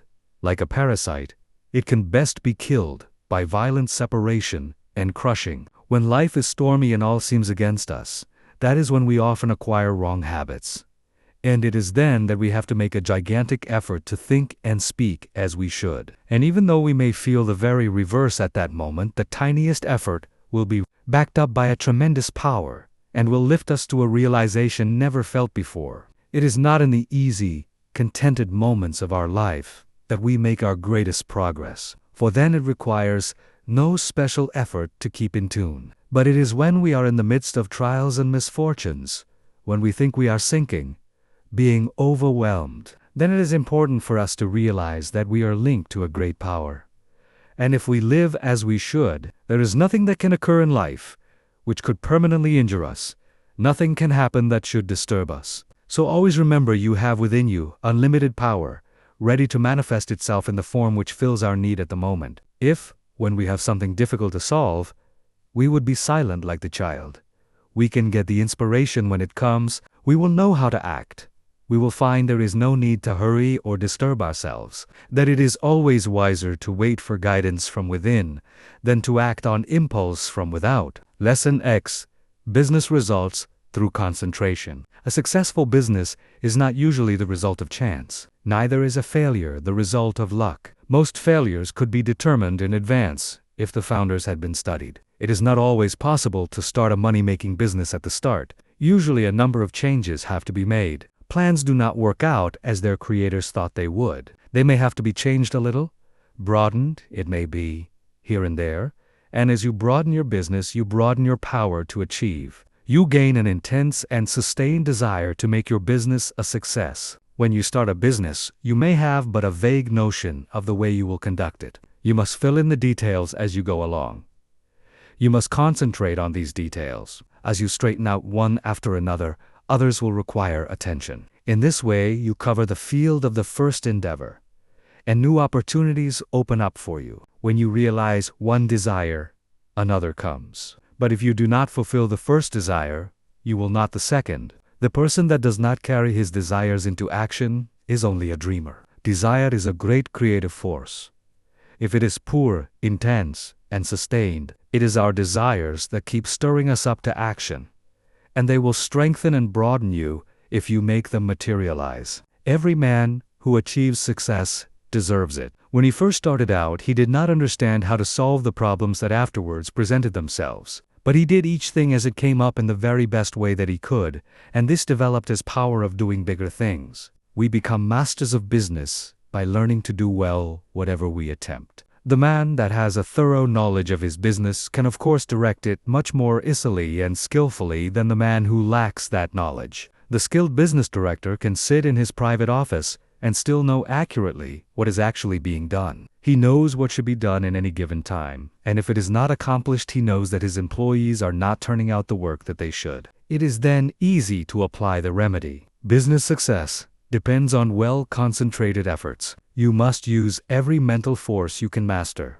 The more these are used, the more they increase. Therefore, the more you accomplish today, the more force you will have at your disposal with which to solve your problems tomorrow. If you are working for someone else today and wish to start in a business for yourself, think over carefully what you would like to do. Then, when you have resolved what you want to do, you will be drawn towards it. There is a law that opens the way to the fulfillment of your desires. Of course, back of your desire, you must put forward the necessary effort to carry out your purpose. You must use your power to put your desires into force. Once they are created and you keep up your determination to have them fulfilled, you both consciously and unconsciously work toward their materialization. Set your heart on your purpose.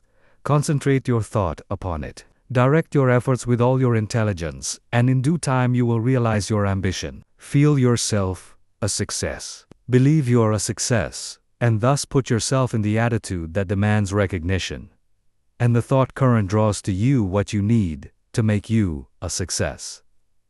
Don't be afraid of Go at them with grit, and pursue methods that you think will accomplish your purpose. You may not at first meet with entire success, but aim so high that if you fall a little short, you will still have accomplished much. What others have done, you can do. You may even do what others have been unable to do. Always keep a strong desire to succeed in your mind. Be in love with your aim and work, and make them as far as possible square with the rule of the greatest good to the greatest number, and your life cannot be a failure. The successful business attitude must be cultivated to make the most out of your life. The attitude of expecting great things from both yourself and others. It alone will often cause men to make good, to measure up to the best that is in them. It is not the spasmodic spurts that count on a long journey, but the steady efforts. Spurts fatigue and make it hard for you to continue. Rely on your own opinion. It should be as good as anyone's else. When once you reach a conclusion, abide by it. Let there be no doubt or wavering in your judgment. If you are uncertain about every decision you make, you will be subject to harassing doubts and fears which will render your judgment of little value. The man that decides according to what he thinks right and who learns from every mistake acquires a well-balanced mind that gets the best results. He gains the confidence of others. He is known as the man that knows what he wants, and not as one that is as changeable as the weather. The man of today wants to do business with the man that he can depend upon. Uncertainties in the business world are meeting with more reliable firms want to do business with men of known qualities, with men of firmness, judgment, and reliability. So if you wish to start in business for yourself, your greatest asset, with the single exception of a sound physique, is that of a good reputation. A successful business is not hard to build if we can concentrate all our mental forces upon it. It is the man that is unsettled because he does not know what he wants that goes to the wall. We hear persons say that business is trying on the nerves, but it is the unsettling elements of fret and worry and suspense that are nerve exhausting, and not the business. Executing one's plans may cause fatigue. Enjoyment comes with rest. If there has not been any unnatural strain, the recuperative powers replace what energy has been lost. By attending to each day's work properly, you develop the capacity to do a greater work tomorrow. It is this gradual development that makes possible the carrying out of big plans. The man that figures out doing something each hour of the day gets somewhere. At the end of each day, you should be a step nearer your aim. Keep the idea in mind that you mean to go forward, that each day must mark an advance, and forward you will go. You do not even have to know the exact direction, so long as you are determined to find the way. But you must not turn back once you have started. Even brilliant men's conceptions of the possibilities of their mental forces are so limited and below their real worth that they are far more likely to belittle their possibilities than they are to exaggerate them. You don't want to think that an aim is impossible because it has never been realized in the past. Every day someone is doing something that was never done before. We are pushing ahead faster. Formerly it took decades to build up a big business.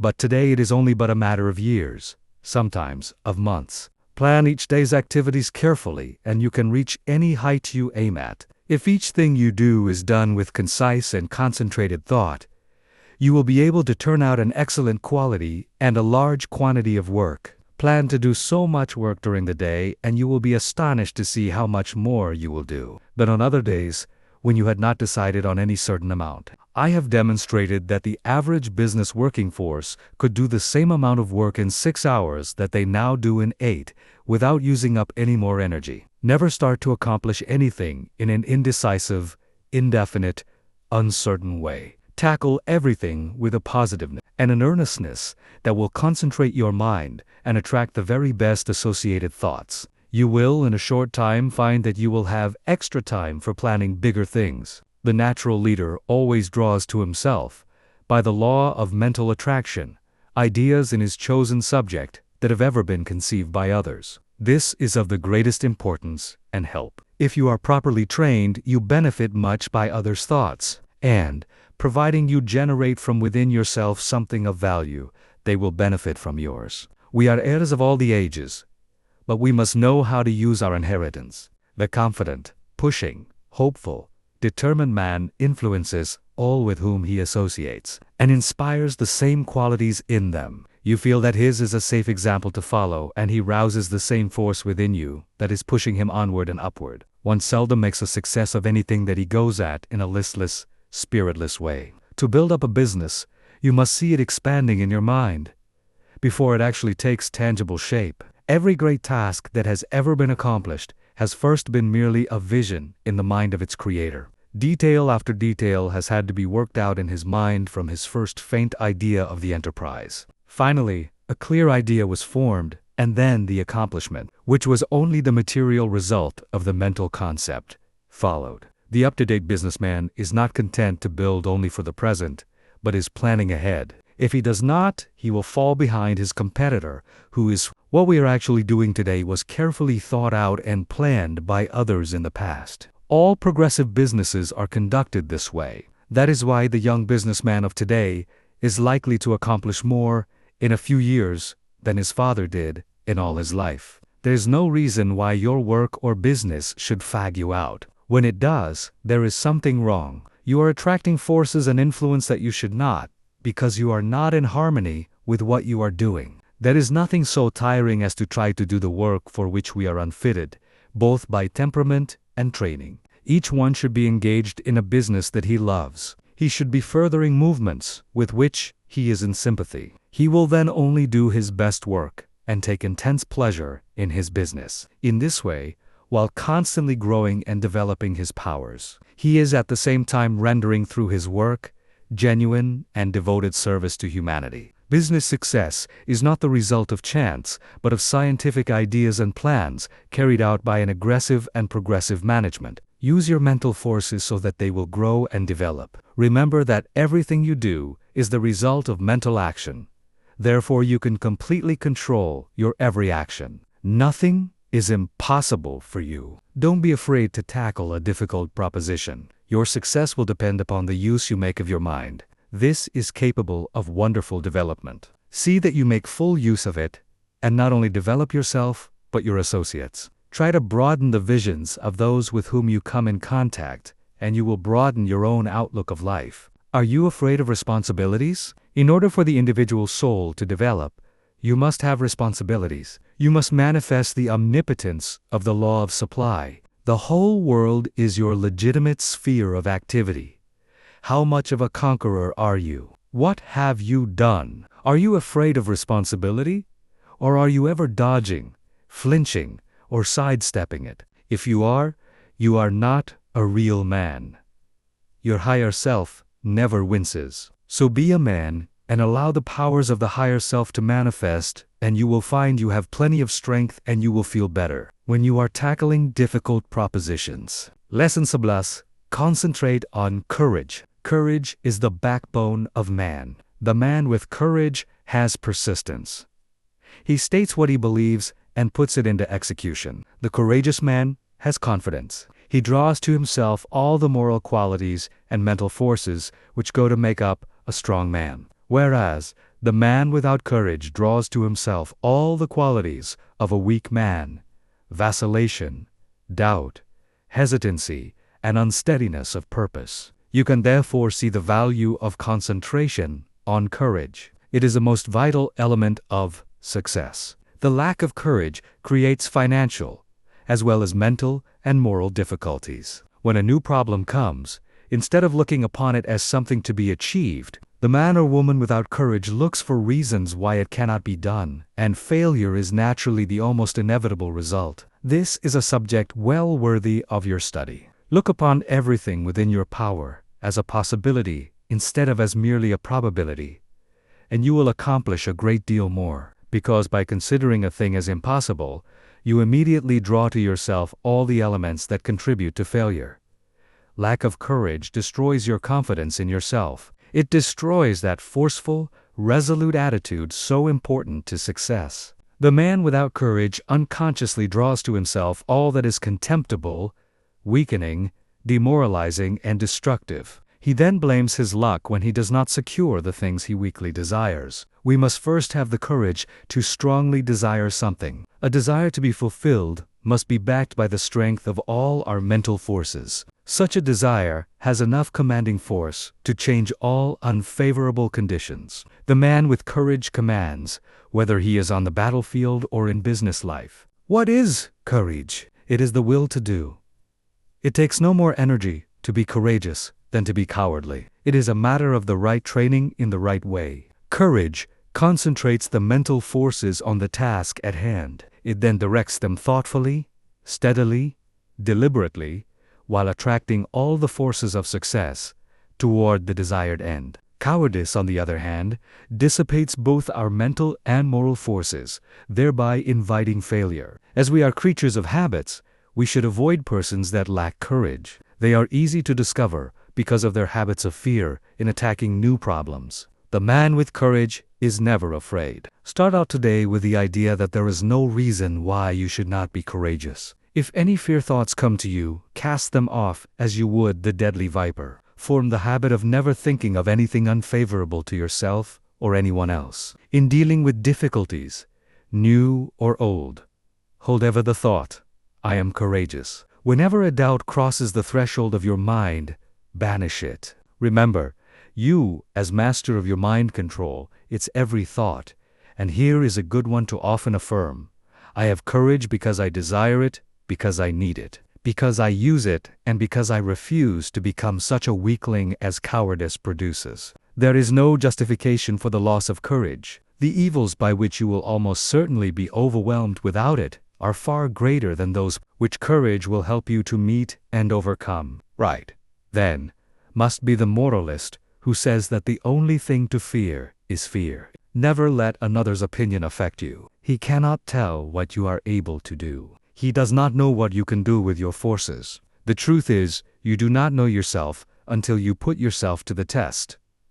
Therefore, how can someone else know? Never let anyone else put a valuation on you. Almost all wonderful achievements have been accomplished after it had been thoroughly demonstrated that they were impossibilities. Once we understand the law, all things are possible. If they were impossibilities, we could not conceive them. Just the moment you allow someone to influence you against what you think is right, you lose that confidence in yourself that inspires courage and carries with it all the forces which courage creates. Just the moment you begin to swerve in your plan, you begin to carry out another's thought and not your own. You become the directed and not the director. You forsake the courage and resolution of your own mind, and you therefore lack the very forces that you need to sustain and carry out your work. Instead of being self-reliant, you become timid, and this invites failure. When you permit yourself to be influenced from your plan by another, you are unable to judge as you should, because you have allowed another's influence to deprive you of your courage and determination without absorbing any of his in return.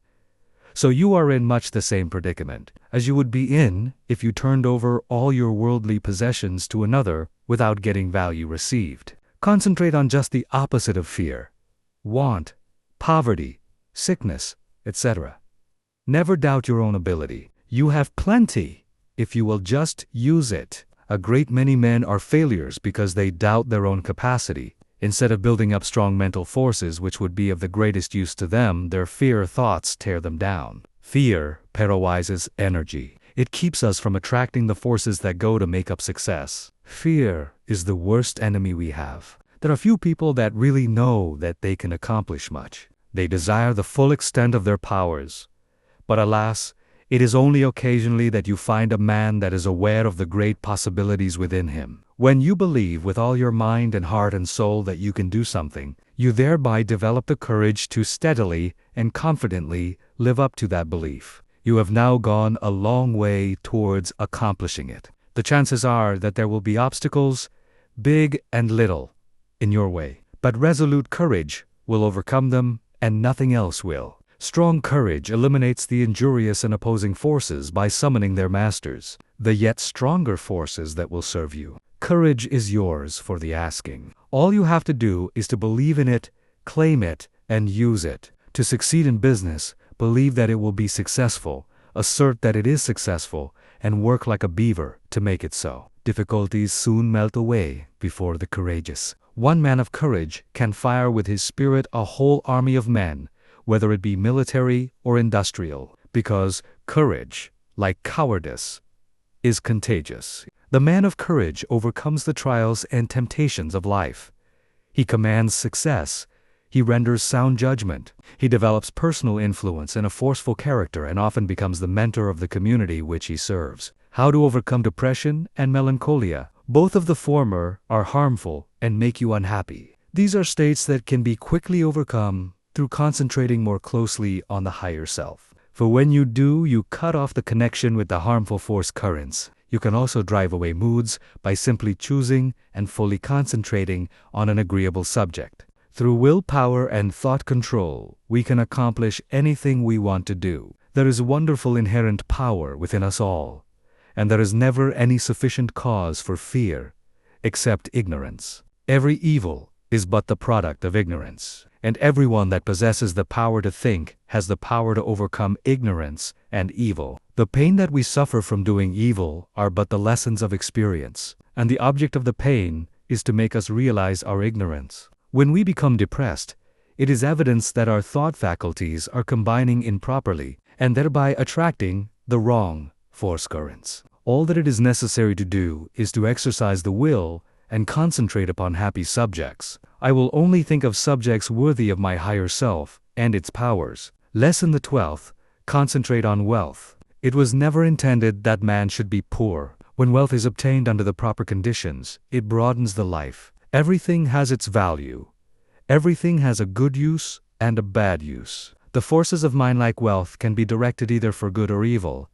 A little rest will create forces. Too much rest degenerates into laziness and brainless, dreamy longings. If you acquire wealth unjustly from others, you are misusing your forces. But if your wealth comes through the right sources, you will be blessed. Through wealth, we can do things to uplift ourselves and humanity. Wealth is many persons' goal. It therefore stimulates their endeavor. They long for it in order to dress and live in such a way as to attract friends. Without friends, they would not be so particular of their support. The fact is, the more attractive we make ourselves and our surroundings, the more inspiring are their influences. It is not conducive to proper thought to be surrounded by conditions that are uncongenial and unpleasant. So the first step toward acquiring wealth is to surround yourself with helpful influences. To claim for yourself an environment of culture, place yourself in it, and be molded by its influences. Most great men of all ages have been comparatively rich. They have made or inherited money. Without money, they could not have accomplished what they did. The man engaged in physical drudgery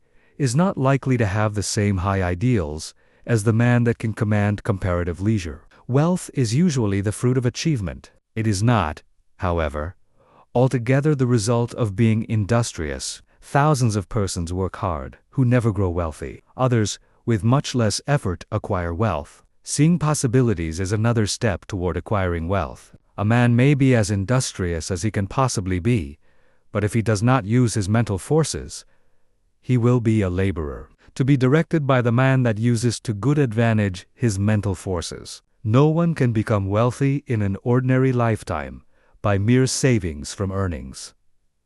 Many scrimp and economize all their lives, but by so doing waste all their vitality and energy. For example, I know a man that used to walk to work. It took him an hour to go and an hour to return. He could have taken a car and gone in 20 minutes. He saved 10 cents a day, but wasted an hour and a half. It was not a very profitable investment unless the time spent in physical exercise yielded him large returns in the way of health. The same amount of time spent in concentrated effort to overcome his unfavorable business environment might have firmly planted his feet in the path of prosperity. One of the big mistakes made by many persons of the present generation is that they associate with those who failed to call out or develop the best that is in them. When the social side of life is developed too exclusively, as it often is, and recreation or entertainment becomes the leading motive of a person's life, he acquires habits of extravagance instead of economy, habits of wasting his resources, physical, mental, moral, and spiritual, instead of conserving them. He is, in consequence, lacking in proper motivation. His God-given powers and forces are undeveloped, and he inevitably brings poor judgment to bear upon all the higher relationships of life. While, as to his financial fortunes, he is ever the leaner, often a parasite, and always, if opportunity affords, as heavy a consumer as he is a poor producer. It seems a part of the tragedy of life that these persons have to be taught such painful lessons before they can understand the forces and laws that regulate life. Few profit by the mistakes of others. They must experience them for themselves, and then apply the knowledge so gained in reconstructing their lives. Any man that has ever amounted to anything has never done a great deal of detail work for long periods at any given time. He needs his time to reflect. He does not do his duties today in the same way as yesterday, but as the result of deliberate and concentrated effort, constantly tries to improve his methods. The other day I attended a lecture on prosperity. I knew the lecturer had been practically broke for 10 years. I wanted to hear what he had to say. He spoke very well. He no doubt benefited some of his hearers, but he had not profited by his own teachings. I introduced myself and asked him if he believed in his maxims.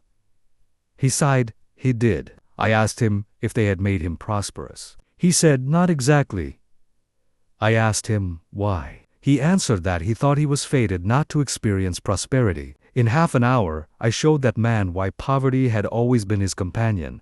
He had dressed poorly. He held his lectures in poor society. By his actions and beliefs, he attracted poverty. He did not realize that his thoughts and his surroundings exercised an unfavorable influence. I said, "Thoughts are moving forces, great powers. Thoughts of wealth attract wealth. Therefore, if you desire wealth, you must attract the forces that will help you to secure it. Your thoughts attract a similar kind of thoughts. If you hold thoughts of poverty, you attract poverty. If you make up your mind you are going to be wealthy, you will instill this thought into all your mental forces, and you will at the same time use every external condition to help you. Many persons are of the opinion that if you have money, it is easy to make more money.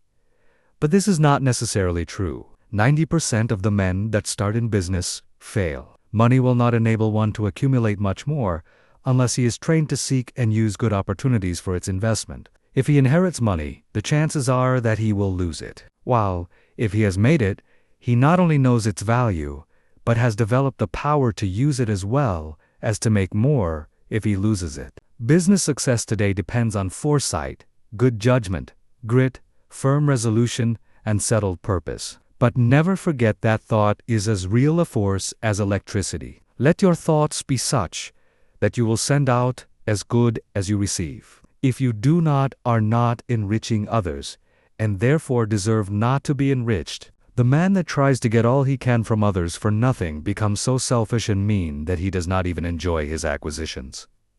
We see examples of this every day. What we take from others will in turn be taken from us. All obligations have to be met fairly and squarely. We cannot reach perfection until we discharge every obligation of our lives. We all realize this, so why not willingly give a fair exchange for all that we receive? Again, I repeat that the first as well as the last step in acquiring wealth is to surround yourself with good influences, good thought, good health, good home and business environment, and successful business associates. Cultivate, by every legitimate means, the acquaintance of men of big caliber. Bring your thought vibrations in regard to business into harmony with theirs. This will make your society not only agreeable, but sought after.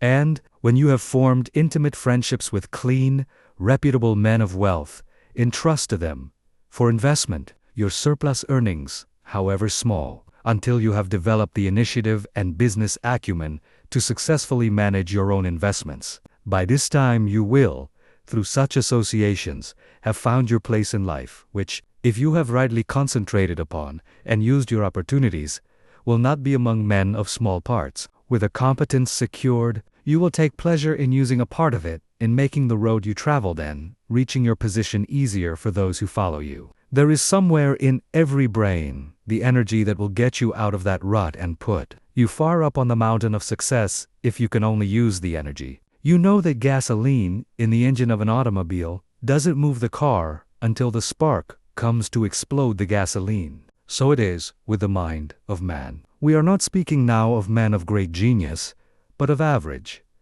able citizens. Each one of them has in his brain the capacity to climb over the word impossible and get into the successful country beyond. And hope, self-confidence, and the determination to do something supply this spark that makes the energy work. Lesson 13. You can concentrate, but will you? All have the ability to concentrate. But will you? You can. But whether you will or not depends on you. It is one thing to be able to do something, and another thing to do it. There is far more ability not used than is used. Why do not more men of ability make something of themselves? There are comparatively few successful men, but many ambitious ones. Why do not more get along? Cases may differ, but the fault is usually their own. They have had chances, perhaps better ones than some others, that have made good. What would you like to do that you are not doing? If you think you should be getting on better, why don't you? Study yourself carefully.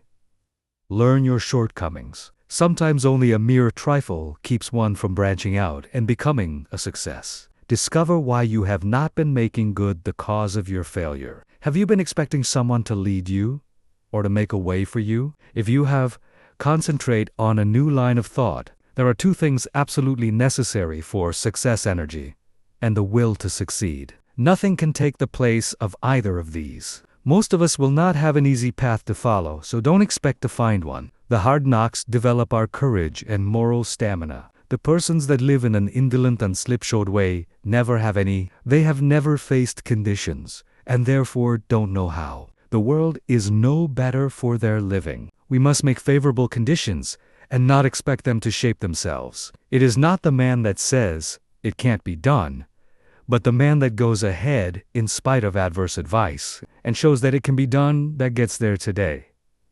"The Lord helps those that help themselves," is a true saying. We climb the road to success by overcoming obstacles. Stumbling blocks are but stepping stones for the man that says, "I can and I will." When we see cripples, the deaf and dumb, the blind and those with other handicaps amounting to something in the world, the able-bodied man should feel ashamed of himself.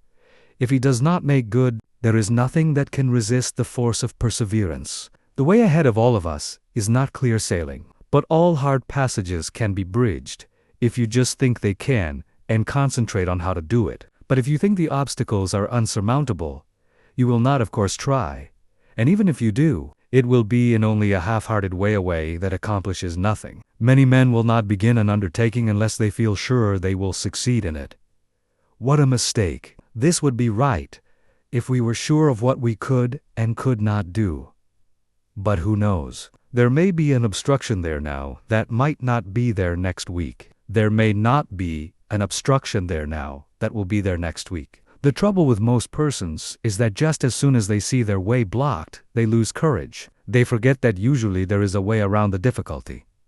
It's up to you to find it. If you tackle something with little effort, when the conditions call for a big effort, you will of course not win. Tackle everything with a feeling that you will utilize all the power within you to make it a success. This is the kind of concentrated effort that succeeds. Most people are beaten before they start. They think they are going to encounter obstacles, and they look for them instead of for means to overcome them. The result is that they increase their obstacles instead of diminishing them. Have you ever undertaken something that you thought would be hard, but afterwards found it to be easy? That is the way a great many times. The things that look difficult in advance turn out to be easy of conquest when once encountered. So start out on your journey with the idea that the road is going to be clear for you, and that if it is not, you will clear the way. All men that have amounted to anything have cleared their way, and they did not have the assistance that you will have today. The one great keynote of success is to do whatever you have decided on. Don't be turned from your path, but resolve that you are going to accomplish what you set out to do. Don't be frightened at a few rebuffs, for they cannot stop the man that is determined, the man that knows in his heart that success is only bought by tremendous resolution, by concentrated and wholehearted effort. He who has a firm will, says Goethe, molds the world to himself. People do not lack strength, says Victor Hugo. They lack will. It is not so much skill that wins victories as it is activity and great determination. There is no such thing as failure for the man that does his best. No matter what you may be working at the present time, don't let this make you lose courage. The tides are continually changing, and tomorrow, or some other day, they will turn to your advantage if you are a willing and are an ambitious worker. There is nothing that develops you and increases your courage like work. If it were not for work, how monotonous life would at last become. So I say to the man that wants to advance, don't look upon your present position as your permanent one. Keep your eyes open and add those qualities to your makeup that will assist you when your opportunity comes. Be ever alert and on the watch for opportunities. Remember, we attract what we set our minds on. If we look for opportunities, we find them. If you are the man you should be, someone is looking for you to fill a responsible position. So when he finds you, don't let your attention wander. Give it all to him. Show that you can concentrate your powers, that you have the makeup of a real man. Show no signs of fear, uncertainty, or doubt. The man that is sure of himself is bound to get to the front. No circumstances can prevent him. Lesson 14. The art of concentrating by means of practical exercises. Select some thought, and see how long you can hold your mind on it. It is well to have a clock at first, and keep track of the time. If you decide to think about health, you can get a great deal of good from your thinking besides developing concentration. Think of health as being the greatest blessing there is in the world. Don't let any other thought drift in just the moment one starts to obtrude. Make it get out. Make it a daily habit of concentrating on this thought for, say, 10 minutes. Practice until you can hold it to the exclusion of everything else. You will find it of the greatest value to centralize your thoughts on health. Regardless of your present condition, see yourself as you would like to be and be blind to everything else. You will find it hard at first to forget your ailments, if you have any, but after a short while, you can shut out these negative thoughts and see yourself as you want to be. Each time you concentrate, you form a more perfect image of health. And, as you come into its realization, you become healthy, strong, and wholesome. I want to impress upon your mind that the habit of forming mental images is of the greatest value. It has always been used by successful men of all ages, but few realize its full importance. Do you know that you are continually acting according to the images you form? If you allow yourself to mold negative images, you unconsciously build a negative disposition. You will think of poverty, weakness, disease, fear, etc. Just as surely as you think of these, will your objective life express itself in a like way. Just what we think, we will manifest in the external world. In deep concentration, you become linked with the great creative spirit of the universe, and the creative energy then flows through you, vitalizing your creations into form. In deep concentration, your mind becomes attuned with the infinite and registers the cosmic intelligence and receives its messages. You become so full of the cosmic energy that you are literally flooded with divine power. This is a most desired state. It is then we realize the advantages of being connected with the superconsciousness. The superconsciousness registers the higher cosmic vibrations. It is often referred to as the wireless station, the message recorded coming from the universal mind. There are very few that reach this stage of concentration. Very few even know that it is possible. They think concentration means limitation to one subject. But this deeper concentration that brings us into harmony with the infinite is that which produces and maintains health. When you have once come in contact with your superconsciousness, you become the controller of your human thoughts. That which comes to you is higher than human thoughts. It is often spoken of as cosmic consciousness. Once it is experienced, it is never forgotten. Naturally, it requires a good deal of training to reach this state. But once you do, it becomes easier each time to do. And in the course of time, you can become possessed of power which was unknown to you before. You are able to direct the expression of almost infinite power. While in this deeper state of concentration, exercises in concentration, the rays of the sun, when focused upon an object by means of a sunglass, produce a heat many times greater than the scattered rays of the same source of light and heat. This is true of attention. Scatter it, and you get but ordinary results. But center it upon one thing, and you secure much better results. When you focus your attention upon an object, your every action, voluntary and involuntary, is in the direction of attaining that object. If you will focus your energies upon a thing to the exclusion of everything else, you generate the force that can bring you what you want. When you focus your thought, you increase its strength. The exercises that follow are tedious and monotonous, but useful. If you will persist in them, you will find they are very valuable, as they increase your powers of concentration. Before proceeding with the exercises, I will answer a question that just comes to me. This person says after he works all day he is too tired to practice any exercise. But this is not true. We will say he comes home all tired out, eats his supper and sits down to rest. If his work has been mental, the thought which has been occupying his mind returns to him, and this prevents him from securing the rest he needs. It is an admitted fact that certain thoughts call into operation a certain set of brain cells. The other cells, of course, are not busy at that time and are rested. Now, if you take up something that is just different from what you have been doing during the day, you will use the cells that have not done anything and give those that have had work to do a rest. So, you should regulate the evenings that you have and call forth an entirely different line of thought so as not to use the cells which you have tired out during the day. If you will center your attention on a new thought, you relieve the old cells from vibrating with excitement, and they get their needed rest. The other cells that have been idle all day want to work, and you will find you can enjoy your evenings while securing needed rest. When once you have learned to master your thoughts,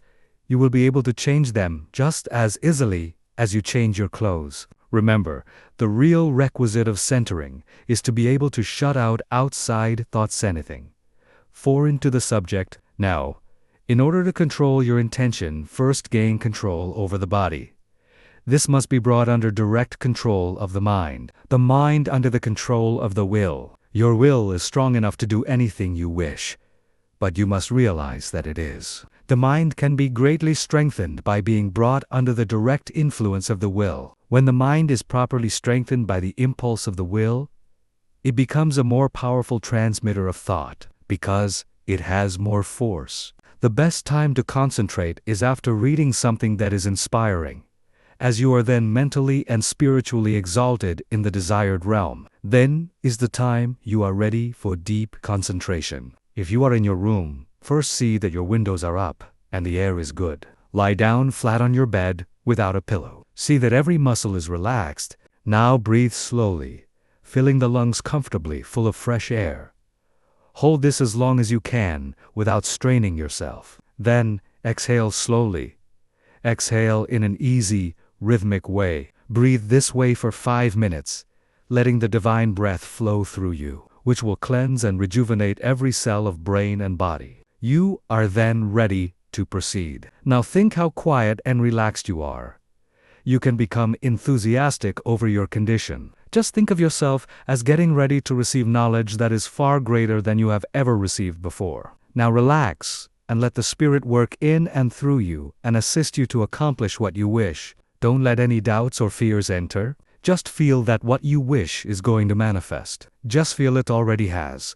In reality it has. For just the minute you wish a thing to be done, it manifests in the thought world. Whenever you concentrate, just believe it is a success. Keep up this feeling and allow nothing to interfere, and you will soon find you have become the master of concentration. You will find that this practice will be of wonderful value to you, and that rapidly you will be learning to accomplish anything that you undertake. It will be necessary to first train the body to obey the commands of the mind. I want you to gain control of your muscular movements. The following exercise is especially good in assisting you to acquire perfect control of the muscles. Exercise 1. Sit in a comfortable chair and see how still you can keep. This is not as easy as it seems. You will have to center your attention on sitting still. Watch and see that you are not making any involuntary muscular movements. By a little practice, you will find you are able to sit still without a movement of the muscles for 15 minutes. At first, I advise sitting in a relaxed position for 5 minutes. After you are able to keep perfectly still, increase the time to 10 minutes and then to 15. This is as long as it is necessary. But never strain yourself to keep still. You must be relaxed completely. You will find this habit of relaxing is very good. Exercise 2. Sit in a chair with your head up and your chin out, shoulders back. Raise your right arm until it is on the level with your shoulder, pointing to your right. Look around, with head only, and fix your gaze on your fingers, and keep the arm perfectly still for 1 minute. Do the same exercise with left arm. When you are able to keep the arm perfectly steady, increase the time until you are able to do this 5 minutes with each arm. Turn the palm of the hand downward when it is outstretched, as this is the easiest position. If you will keep your eyes fixed on the tips of the fingers, you will be able to tell if you are keeping your arm perfectly still. Exercise 3. Fill a small glass full of water and grasp it by the fingers. Put the arm directly in front of you. Now fix the eyes upon the glass and try to keep the arm so steady that no movement will be noticeable.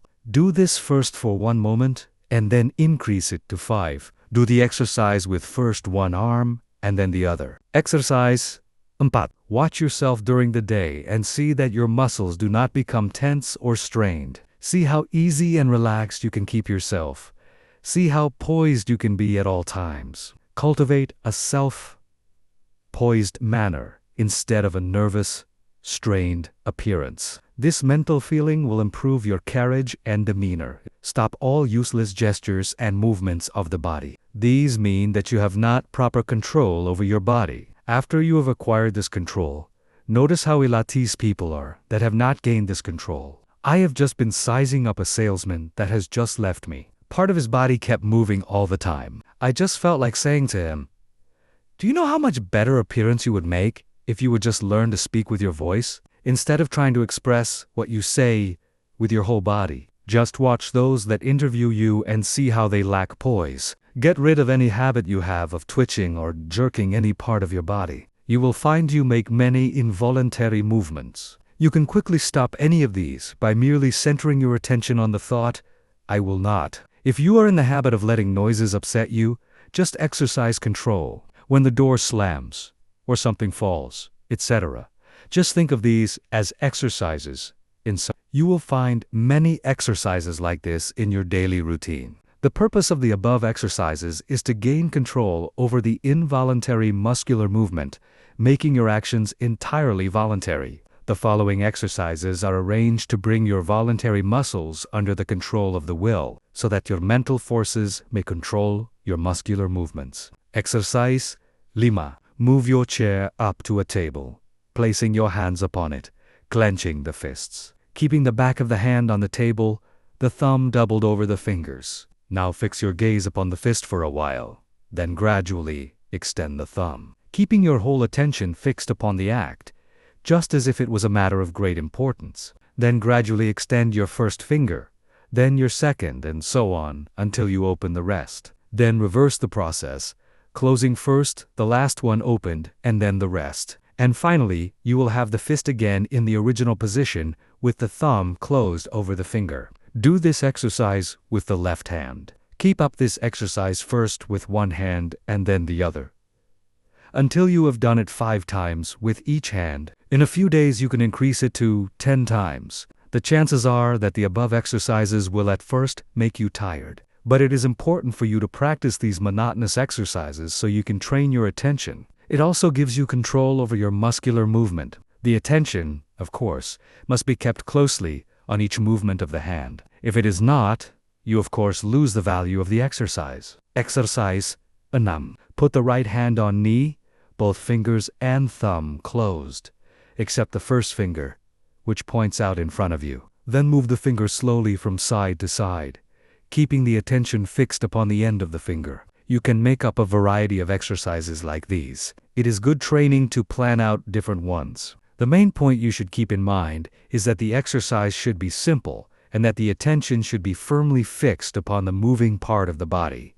You will find your attention will not want to be controlled and will try to drift to something more interesting. This is just where these exercises are of value. And you must control your attention and see it is held in the right place and does not wander away. You may think these exercises very simple and of no value, but I promise you in a short time you will notice that you have a much better control over your muscular movements, carriage, and demeanor, and you will find that you have greatly improved your power of attention and can center your thoughts on what you do, which of course will be very valuable. No matter what you may be doing, imagine that it is your chief object in life. Imagine you are not interested in anything else in the world but what you are doing. Do not let your attention get away from the work you are at. Your attention will no doubt be rebellious, but control it and do not let it control you. When once you conquer the rebellious attention, you have achieved a greater victory than you can realize at the time. Many times afterwards, you will be thankful.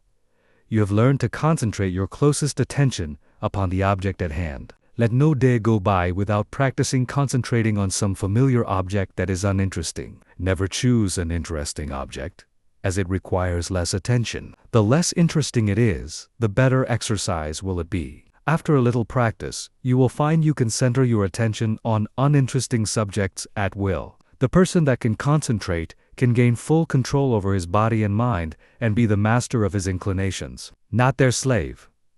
When you can control yourself, you can control others. You can develop a will that will make you a giant compared with the man that lacks willpower. Try out your willpower in different ways until you have it under such control that just as soon as you decide to do a thing, you go ahead and do it. Never be satisfied with the "I did fairly well" spirit, but put forward your best efforts. Be satisfied with nothing else. When you have gained this, you are the man you were intended to be. Exercise 7. Concentration increases the sense of smell.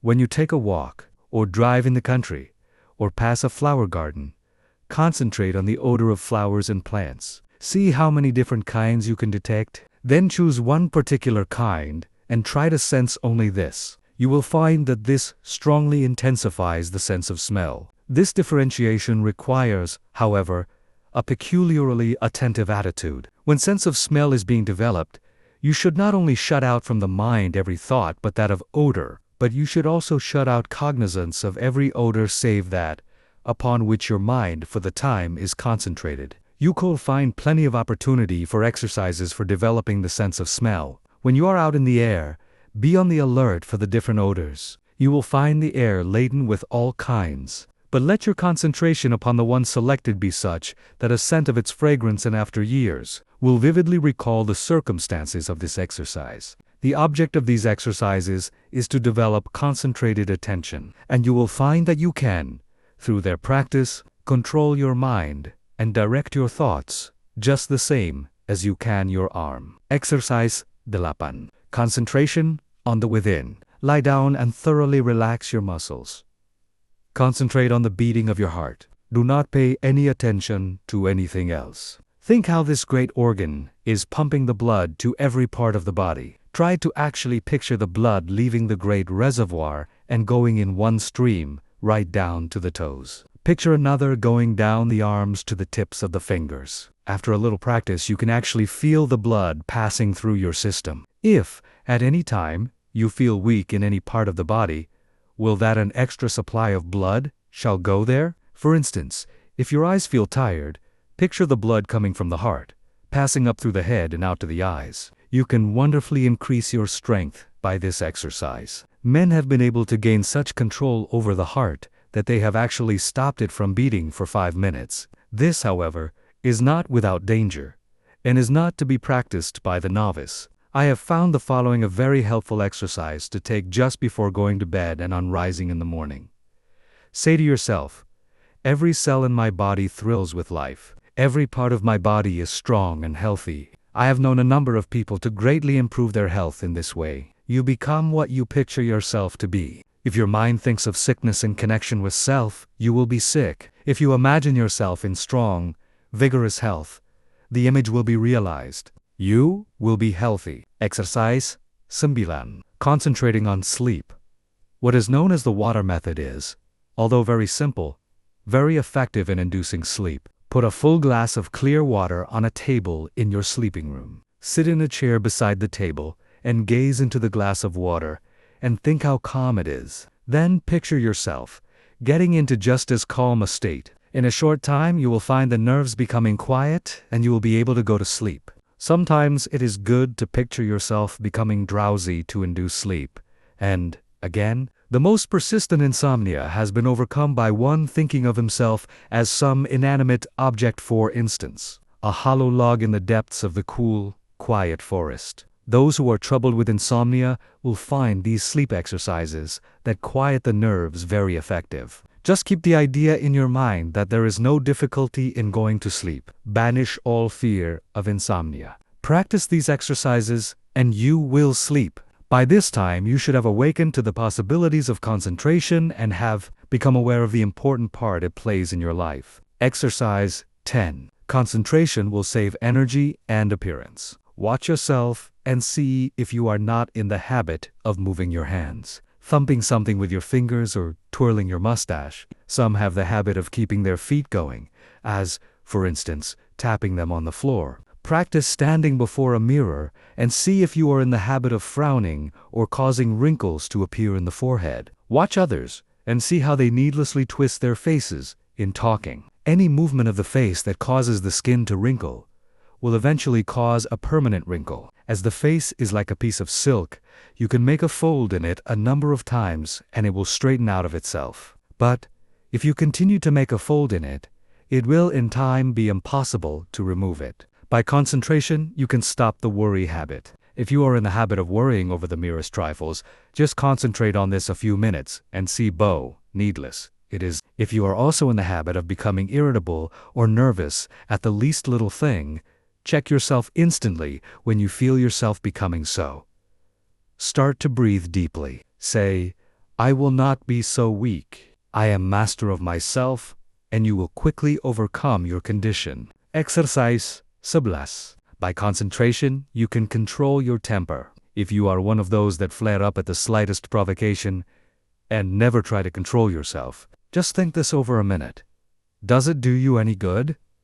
Do you gain anything by it? Doesn't it put you out of poise for some time? Don't you know that this grows on you and will eventually make you despised by all that have any dealings with you? Everyone makes mistakes, and instead of becoming angry at their perpetrators, just say to them, "Be more careful next time." This thought will be impressed on them, and they will be more careful. But if you continually complain about their making a mistake, the thought of a mistake is impressed on them, and they will be more likely to make mistakes in the future. All lack of self-control can be conquered if you will, but learn to concentrate. Many of you that read this may think you are not guilty of either of these faults, but if you will carefully watch yourself, you will probably find that you are, and, if so, you will be greatly helped by repeating this affirmation each morning. I am going to try today not to make a useless gesture or to worry over trifles, or become nervous or irritable. I intend to be calm, and, no difference what may be the circumstances, I will control myself. Henceforth I resolve to be free from all signs that show lack of self. At night, quickly review your actions during the day and see how fully you realized your aim. At first you will, of course, have to plead guilty of violation a few times, but keep on, and you will soon find that you can live up to your ideal after you have once gained self-control. However, don't relinquish it. For some time, it will still be necessary to repeat the affirmation in the morning and square your conduct with it in the evening. Keep up the good work until, at last, the habit of self-control is so firmly fixed that you could not break it even though you tried. I have had many persons tell me that this affirmation and daily review made a wonderful difference in their lives. You, too, will notice the difference if you live up to these instructions. Exercise ke-12. Practice talking before a glass. Make 2 marks on your mirror, on a level with your eyes, and think of them as 2 human eyes looking into yours. Your eyes will probably blink a little at first. Do not move your head, but stand erect. Concentrate all your thoughts on keeping your head perfectly still. Do not let another thought come into your mind. Then, still keeping the head, eyes and body still, think that you look like a reliable man or woman should, like a person that anyone would have confidence in. Do not let your appearance be such as to justify the remark, "I don't like his appearance. I don't believe he can be trusted." While standing before the mirror, practice deep breathing. See that there is plenty of fresh air in the room, and that you are literally feasting on it. You will find that, as it permeates every cell, your timidity will disappear. It has been replaced by a sense of peace and power. The one that stands up like a man and has control over the muscles of his face and eyes always commands attention. In his conversation, he can better impress those with whom he comes in contact. He acquires a feeling of calmness and strength that causes opposition to melt away before it. 3 minutes a day is long enough for the practice of this exercise. Look at the clock before you commence the exercise, and if you find you can prolong the exercise for more than 5 minutes, do so. The next day, sit in a chair and, without looking at the picture, concentrate on it and see if you cannot think of additional details concerning it. The chances are you will be able to think of many more. It might be well for you to write down all you thought of the first day, and then add to the list each new discovery. You will find that this is a very excellent exercise in concentration. Exercise 13. The control of sensations. Think how you would feel if you were cool. Then how you would feel if you were cold. Again, how you would feel if it were freezing. In this state, you would be shivering all over.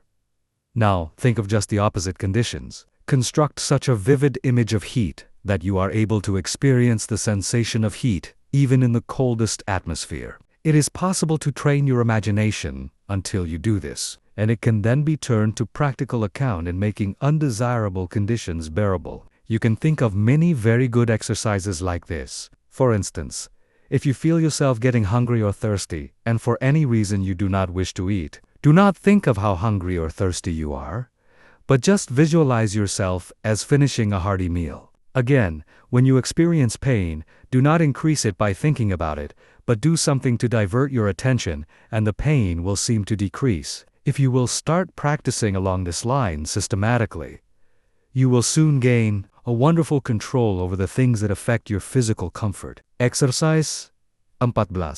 The Eastern way of concentrating. Sit in a chair with a high back in upright position. Press one finger against the right nostril. Now, take a long, deep breath.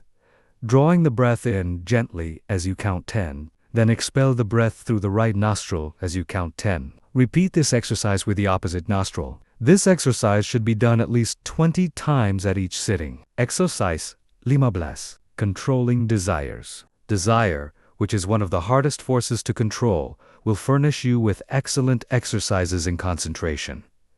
It seems natural to want to tell others what you know, but by learning to control these desires, you can wonderfully strengthen your powers of concentration. Remember, you have all you can do to attend to your own business. Do not waste your time in thinking of others or in gossiping about them. If, from your own observation, you learn something about another person that is detrimental, keep it to yourself. Your opinion may afterwards turn out to be wrong anyway, but whether right or wrong, you have strengthened your will by controlling your desire to communicate your views. If you hear good news, resist the desire to tell it to the first person you meet, and you will be benefited thereby. It will require the concentration of all your powers of resistance to prohibit the desire to tell. After you feel that you have complete control over your desires, you can then tell your news. But you must be able to suppress the desire to communicate the news until you are fully ready to tell it. Persons that do not possess this power of control over desires are apt to tell things that they should not, thereby often involving both themselves and others in needless trouble. If you are in the habit of getting excited when you hear unpleasant news, just control yourself and receive it without any exclamation of surprise. Say to yourself, "Nothing is going to cause me to lose my self." You will find from experience that this self-control will be worth much to you in business. You will be looked upon as a cool-headed businessman, and this in time becomes a valuable business asset. Of course, circumstances alter cases. At times it is necessary to become but be ever on the lookout for opportunities for the practice of He that ruleth his spirit is greater than he that ruleth a city. Exercise 16. When you read, no one can think without first concentrating his thoughts on the subject in hand. Every man and woman should train himself to think clearly. An excellent exercise is to read some short story and then write just an abridged statement. Read an article in a newspaper and see in how few words you can express it. Reading an article to get only the essentials requires the closest concentration. If you are unable to write out what you read, you will know you are weak in concentration. Instead of writing it out, you can express it orally if you wish. Go to your room and deliver it as if you were talking to someone. You will find exercises like this of the greatest value in developing concentration and learning to think. After you have practiced a number of these simple exercises, read a book for 20 minutes, and then write down what you have read. The chances are that at first you will not remember very many details, but with a little practice you will be able to write a very good account of what you have read. The closer the concentration, the more accurate the account will be. It is a good idea when time is limited to read only a short sentence, and then try to write it down word for word. When you are able to do this, read 2 or more sentences and treat similarly. The practice will produce very good results if you keep it up until the habit is fixed. If you will just utilize your spare time in practicing exercises like those suggested, you can gain wonderful powers of concentration. You will find that in order to remember every word in a sentence, you must keep out every thought but that which you wish to remember. And this power of inhibition alone will more than compensate for the trouble of the exercise. Of course, success in all of the above depends largely upon cultivating, through the closest concentration, the power to image or picture what you read. Upon the power, as one writer expresses it, of letting the mountains of which we hear loom before us, and the rivers of which we read roll at our feet. Exercise 17. Concentration overcomes bad habits. If you have a habit that you want to get rid of, shut your eyes and imagine that your real self is standing before you. Now try the power of affirmation. Say to yourself, "You are not a weakling. You can stop this habit if you want to. This habit is bad, and you want to break it." Just imagine that you are someone else giving this advice. This is very valuable practice. You, in time, see yourself as others, see you. The habit loses its power over you, and you are free. If you will just form the mental image of controlling yourself as another person might, you will take a delight in breaking bad habits. I have known a number of men to break themselves of drinking in this way. Exercise, 18, watch, concentration. Sit in a chair and place a clock with a second hand on the table. Follow the second hand with your eyes as it goes around. Keep this up for 5 minutes, thinking of nothing else but the second hand. This is a very good exercise when you only have a few minutes to spare. If you are able to keep every other thought in the stream of consciousness subordinate to it, as there is little that is particularly interesting about the second hand, it is hard to do this, but in the extra effort of willpower required to make it successful lies its value. Always try to keep as still as possible during these exercises. In this way, you can gain control over nerves, and this quieting effect is very good for them. Exercise 19. Faith, concentration. A belief in the power to concentrate is of course very important. I purposely did not put this exercise in the beginning where it naturally belongs, because I wanted you to know that you could learn to concentrate. If you have practiced the above exercises, you have now developed this concentration power to a considerable extent, and therefore you have faith in the power of concentration. But you can still become a much stronger believer in it. We will say that you have some desire or wish you want fulfilled, or that you need some special advice. You first clearly picture what is wanted, and then you concentrate on getting it. Have absolute faith that your desires will be realized. Believe that it will, according to your belief, be fulfilled. Never, at this time, attempt to analyze the belief. You don't care anything about the whys and wherefores. You want to gain the thing you desire, and if you concentrate on it in the right way, you will get it. Akashan. Never think you will not succeed, but picture what is wanted as already yours, and yours it surely will be. Self-distrust. Do you ever feel distrust in yourself? If you do, just ask yourself, which self do I mistrust? Then say, my higher self cannot be affected. Then think of the wonderful powers of the higher self. There is a way to overcome all difficulties, and it is a delight for the human soul to do so. Instead of wasting precious thought force by dreading or fearing a disagreeable interview or event, instead devote the time and concentrated thought in how to make the best of the interview or event, and you will find that it will not be as unpleasant as you thought it would be. Most of our troubles are but imaginary, and it is the mental habit of so dreading them that really acts as a magnet in attracting those that really do come. Your evil circumstances are created or attracted by your own negative fears and wrong thoughts, and are a means of teaching you to triumph over all evils by discovering that which is inherent within yourself. You will find it helpful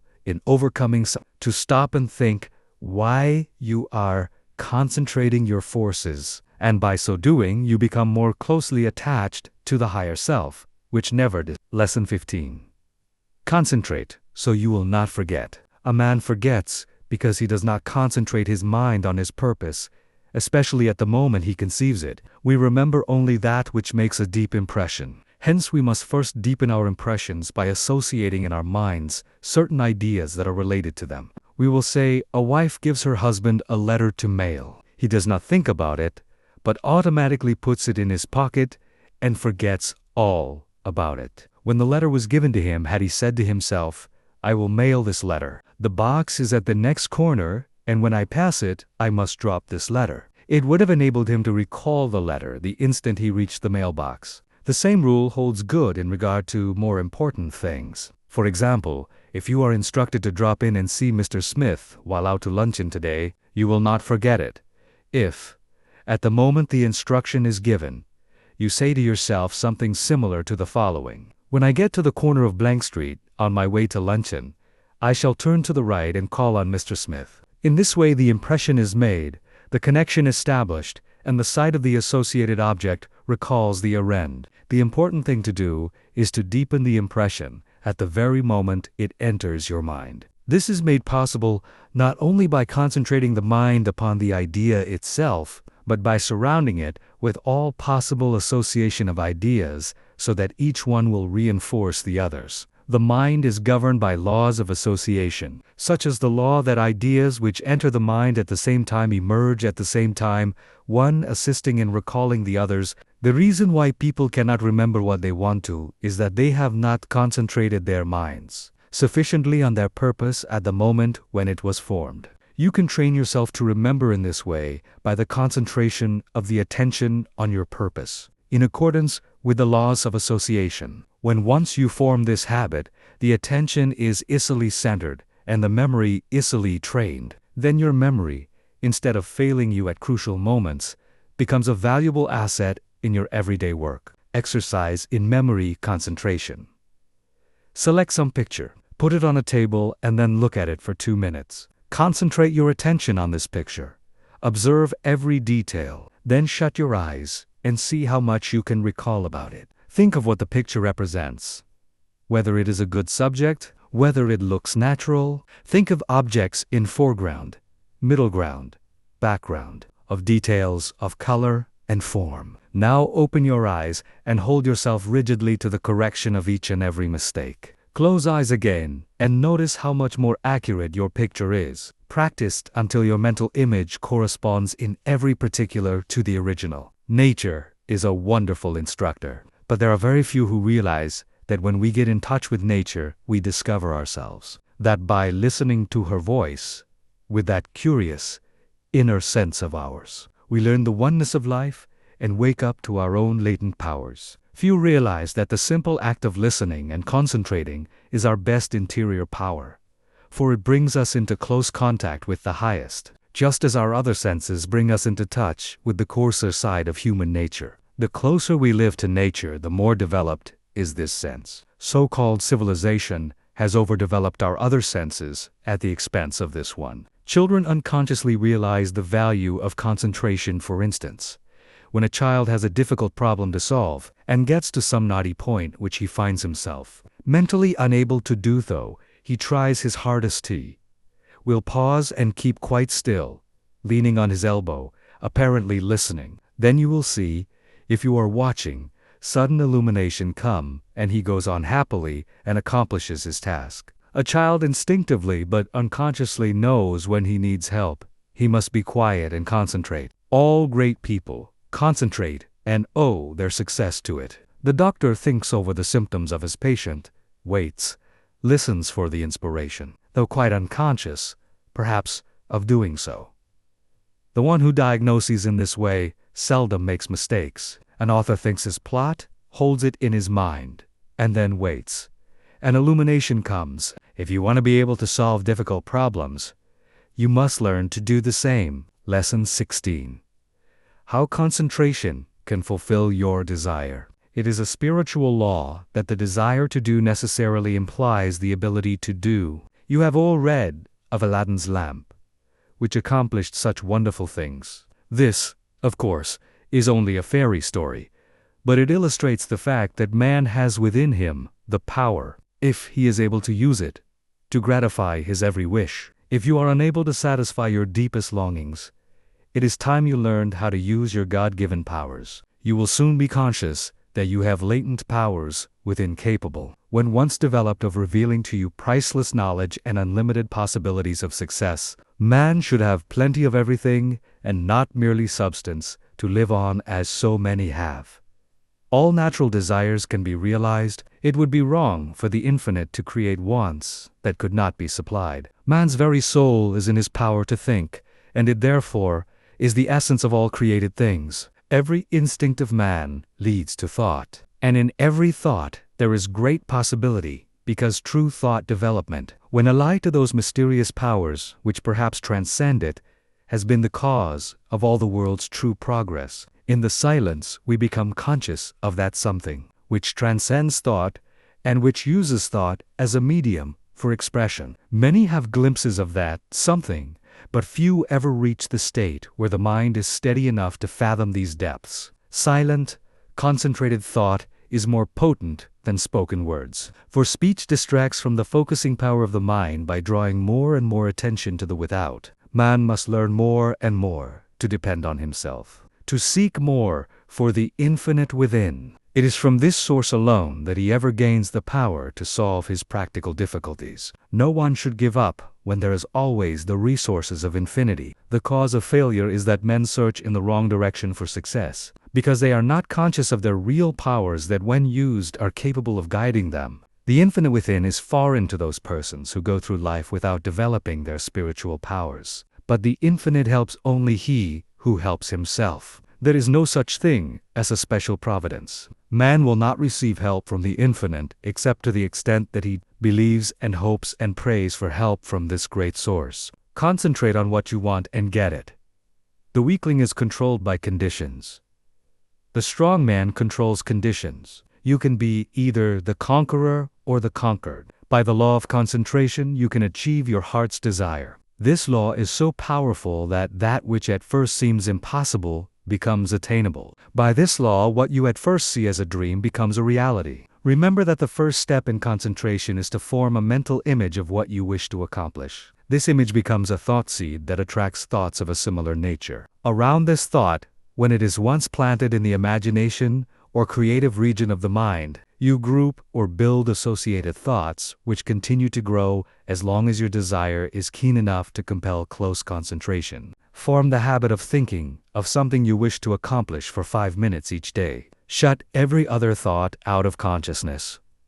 Be confident that you will succeed. Make up your mind that all obstacles that are in your way will be overcome and you can rise above any environment. You do this by utilizing the natural laws of the thought world, which are all-powerful. A great aid in the development of concentration is to write out your thoughts on that which lies nearest your heart, and to continue, little by little, to add to it until you have as nearly as possible exhausted the subject. You will find that each day as you focus your forces on this thought at the center of the stream of consciousness, new plans, ideas, and methods will flash into your mind. There is a law of attraction that will help you accomplish your purpose. An advertiser, for instance, gets to thinking along a certain line. He has formed his own ideas, but he wants to know what others think. He starts out to seek ideas, and he soon finds plenty of books, plans, designs, etc. on the subject, although when he started he was not aware of their existence. The same thing is true in all lines.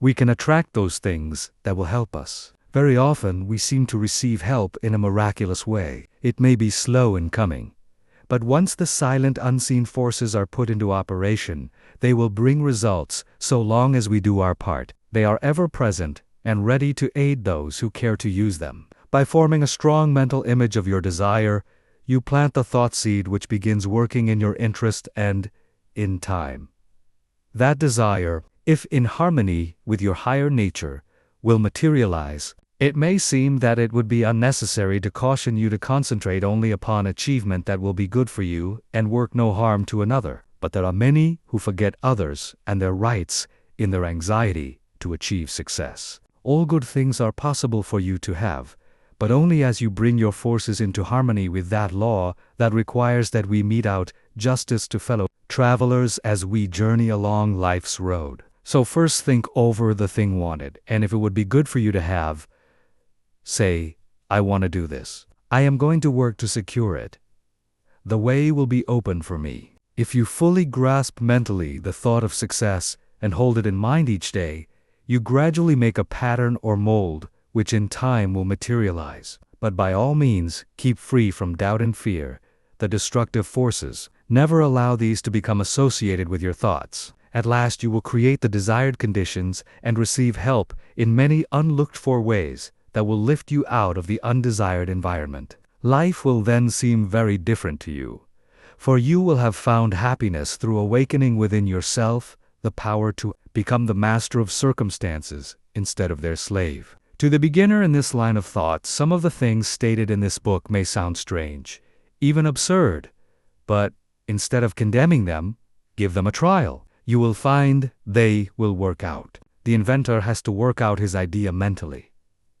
Before he produces it materially, the architect first sees the mental picture of the house he is to plan, and from this works out the one we see. Every object, every enterprise, must first be mentally created. I know a man that started in business with 13 cents and not $1's worth of credit. In 10 years, he has built up a large and profitable business. He attributes his success to two things: belief that he would succeed and hard work. There were times when it did not look like he could weather the storm. He was being pressed by his creditors who considered him bankrupt. They would have taken 50 cents on the dollar for his notes and considered themselves lucky. But by keeping up a bold front, he got an extension of time when needed. When absolutely necessary for him to raise a certain sum at a certain time, he always did it. When he had heavy bills to meet, he would make up his mind that certain people that owed him would pay by a certain date, and they always did. Sometimes he would not receive their check until the last mail of the day of the extension.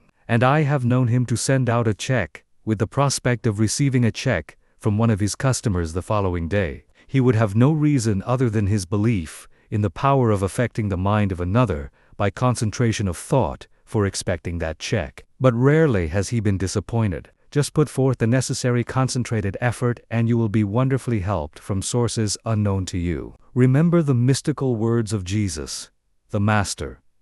Whatsoever thing ye desire when ye pray, pray as if ye had already received, and ye shall have. Lesson 17.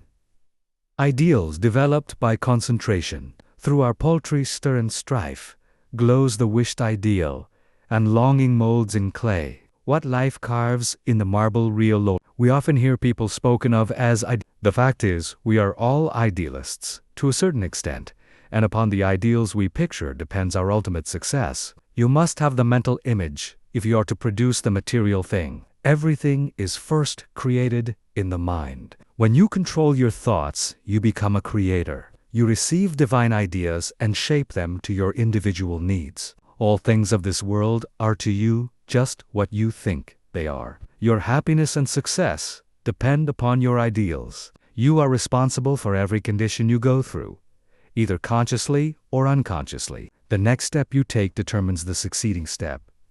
Remember this, it is a valuable lesson. By concentrating on each step as you go along, you can save a lot of waste steps and will be able to choose a straight path instead of a roundabout road. Concentrate upon your ideals, and they will become material actualities. Through concentration, we work out our ideals in physical life. Your future depends upon the ideals you are forming now. Your past ideals are determining your present. Therefore, if you want a bright future, you must begin to prepare for it today. If persons could only realize that they can only injure themselves, that when they are apparently injuring others, they are really injuring themselves, what a different world this would be. We say, a man is as changeable as the weather. What is meant is his ideals change. Every time you change your ideal, you think differently. You become like a rudderless boat on an ocean. Therefore, realize the importance of holding to your ideal until it becomes a reality. You get up in the morning determined that nothing will make you lose your temper. This is your ideal of a person of real strength and poise. Something takes place that upsets you completely, and you lose your temper. For the time being, you forget your ideal. If you had just thought a second of what a well-poised person implies, you would not have become angry. You lose your poise when you forget your ideal. Each time we allow our ideals to be shattered, we also weaken our willpower. Holding to your ideals develops willpower. Don't forget this. Why do so many men fail? Because they don't hold to their ideal until it becomes a mental habit. When they concentrate on it to the exclusion of all other things, it becomes a reality. I am that which I think myself to be. Ideals are reflected to us from the unseen spirit. The laws of matter and spirit are not the same. One can be broken, but not the other. To the extent that ideals are kept, is your future assured. It was never intended that man should suffer. He has brought it upon himself by disobeying the laws of nature. He knows them, so cannot plead ignorance.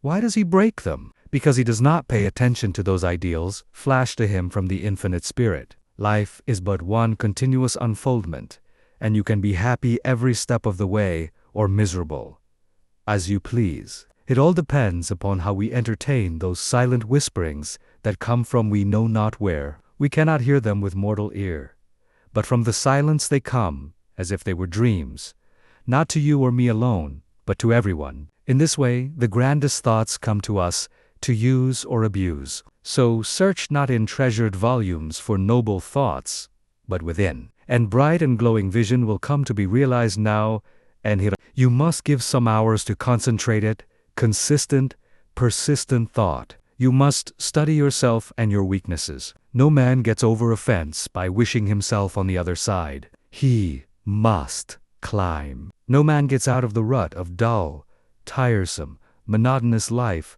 by merely wishing himself out of the rut. He must climb. If you are standing still or going backward, there is something wrong. You are the man to find out what is wrong. Don't think that you are neglected, or not understood, or not appreciated. Such thoughts are the thoughts of failure. Think hard about the fact that men who have got what you envy got it by working for it. Don't pity yourself. Criticize yourself. You know that the only thing in the world that you have got to count upon is yourself. Lesson 18. Mental control through creation. I attended a banquet of inventors recently. Each inventor gave a short talk on something he thought would be accomplished in the future. Many very much needed things were spoken of. One inventor spoke of the possibilities of wireless telephone. Distance, he said, would shortly be annihilated. He thought we would soon be able to talk to the man in the submarine 40 fathoms below the surface and 1,000 miles away. When he got through, he asked if there were any that doubted what he said. No one spoke up. This was not a case of tactful politeness, as inventors like to argue, but a case where no one present really doubted that the inventor's vision would, in the future, materialize. These shrewd men, some real geniuses, all thought we would in time be able to talk to those 1,000 miles away without media. Now, if we can make an instrument so wonderful that we can send wireless messages 1,000 miles, is there any reason why we should not, through mental control, transmit messages from one person to another? The wireless message should not be as easy to send as the projected thought. The day will come when all business will employ highly developed persons to send out influences. These influences will be so dominating that employees will be partly controlled by them, and so you will profit more and more by your mental powers and depend on them to draw to you all forces of a helpful nature. You will be constantly sending out suggestions to your employees and friends. They will receive these unconsciously, but in case yours is the stronger personality, they will carry them out the same as if you had spoken them. This is being done even today. A finely organized company secures the combined effort of all its men. They may be each doing a different kind of work, but all work to bring about the very best results. The whole atmosphere is impregnated with a high standard of workmanship. Everyone feels he must do his best. He could not be in such surroundings and be satisfied to do anything but his best work. A business will succeed only to the extent that the efforts of all are coordinated towards one result. At least one person is needed to direct all toward the desired end. The person at the head does not have to exactly outline to the others what steps to take, but he must possess the mental power of control over others. An up-to-date business letter is not written in a casual, commonplace way today. The writer tries to convey something he thinks the receiver will be interested to know. In this way, he awakens a responsive spirit. Sometimes, just the addition of a word or two will change a letter of the matter-of-fact style to one that compels a response. It is not always what is actually in a letter, but the spirit which it breathes that brings results. That intangible something that defies analysis is the projected thought of the master that brings back the harvest that it claims. But we should not always claim success for ourselves only. If you are anxious that some friend or relative should succeed, think of this person as becoming successful. Picture him in the position you would like to see him in. If he has a weakness, desire, and command that it be think of his shortcomings, which belong to his negative nature, as being replaced by positive qualities. Take a certain part of the day to send him thoughts of an upbuilding nature. You can, in this way, arouse his mental powers into activity, and once aroused, they will assert themselves and claim their own. We can accomplish a great deal more than many of us are ready to believe by sending to another our direct, positive, and controlling suggestions of leadership. But whether a man is a success or not is greatly determined by the way he acts on the suggestions he receives. We either advance or decline. We never stand still. Every time we accomplish something, it gives us ability to do greater things. The bigger the attempt undertaken, the greater the things accomplished in the future. As a business grows, the head of the business also has to grow. He must advance and be ever the guiding influence. By his power to control, He inspires confidence in those associated with him. Often employees are superior to their employers in some qualities, and, if they had studied, instead of neglected their development, they could have been employers of more commanding influence than those whom they serve. Through your mental power, you can generate in another enthusiasm and the spirit of success, which somehow furnishes an impetus to do something worthwhile. In concentrated mental control, there is a latent power more potent than physical force. The person becomes aware that the attitude of the mind has a power of controlling, directing, and governing other forces. He has been placed in an attitude capable of acquiring that which he desires. All of us, no matter how strong we are affected by the mental forces of our environment. There is no one that can remain neutral to influences. The mind cannot be freed from the forces of a place. If the environment of your place of business is not helpful, it will be harmful. That is why a change of position will often do a person a great deal of good. No person was ever intended to live alone. If you are shut up with only your own thoughts, you suffer from mental starvation. The mind becomes narrow. The mental powers weaken. Living alone often causes some of the milder forms of insanity. If children do not play with those their own age, but associate with only older people, they will take on the actions of the older people. The same is true of older persons, if they associate with people younger than they are. They take on the spirit of youth. If you wish to retain your youth, you need the influences of youth. Like attracts like all over the world. The thought element plays a great part in our lives. Every business must not only command physical effort, but it must also command thought effort. There must be coordination of thought. All employers should aim to secure employees that think along similar lines. They will work in fuller sympathy with each other. They will better understand each other. This enables them to help each other, which would be utterly impossible if they were not in sympathy with each other. It is this that goes to make up a perfect organization, which directs and influences them toward the one end. Instead of each person being a separate unit, each one is like a spoke in a big wheel. Each member carries his own load, and he would not think of anyone working in such an atmosphere could not help turning out his best work. All great leaders must be able to inspire this cooperative spirit.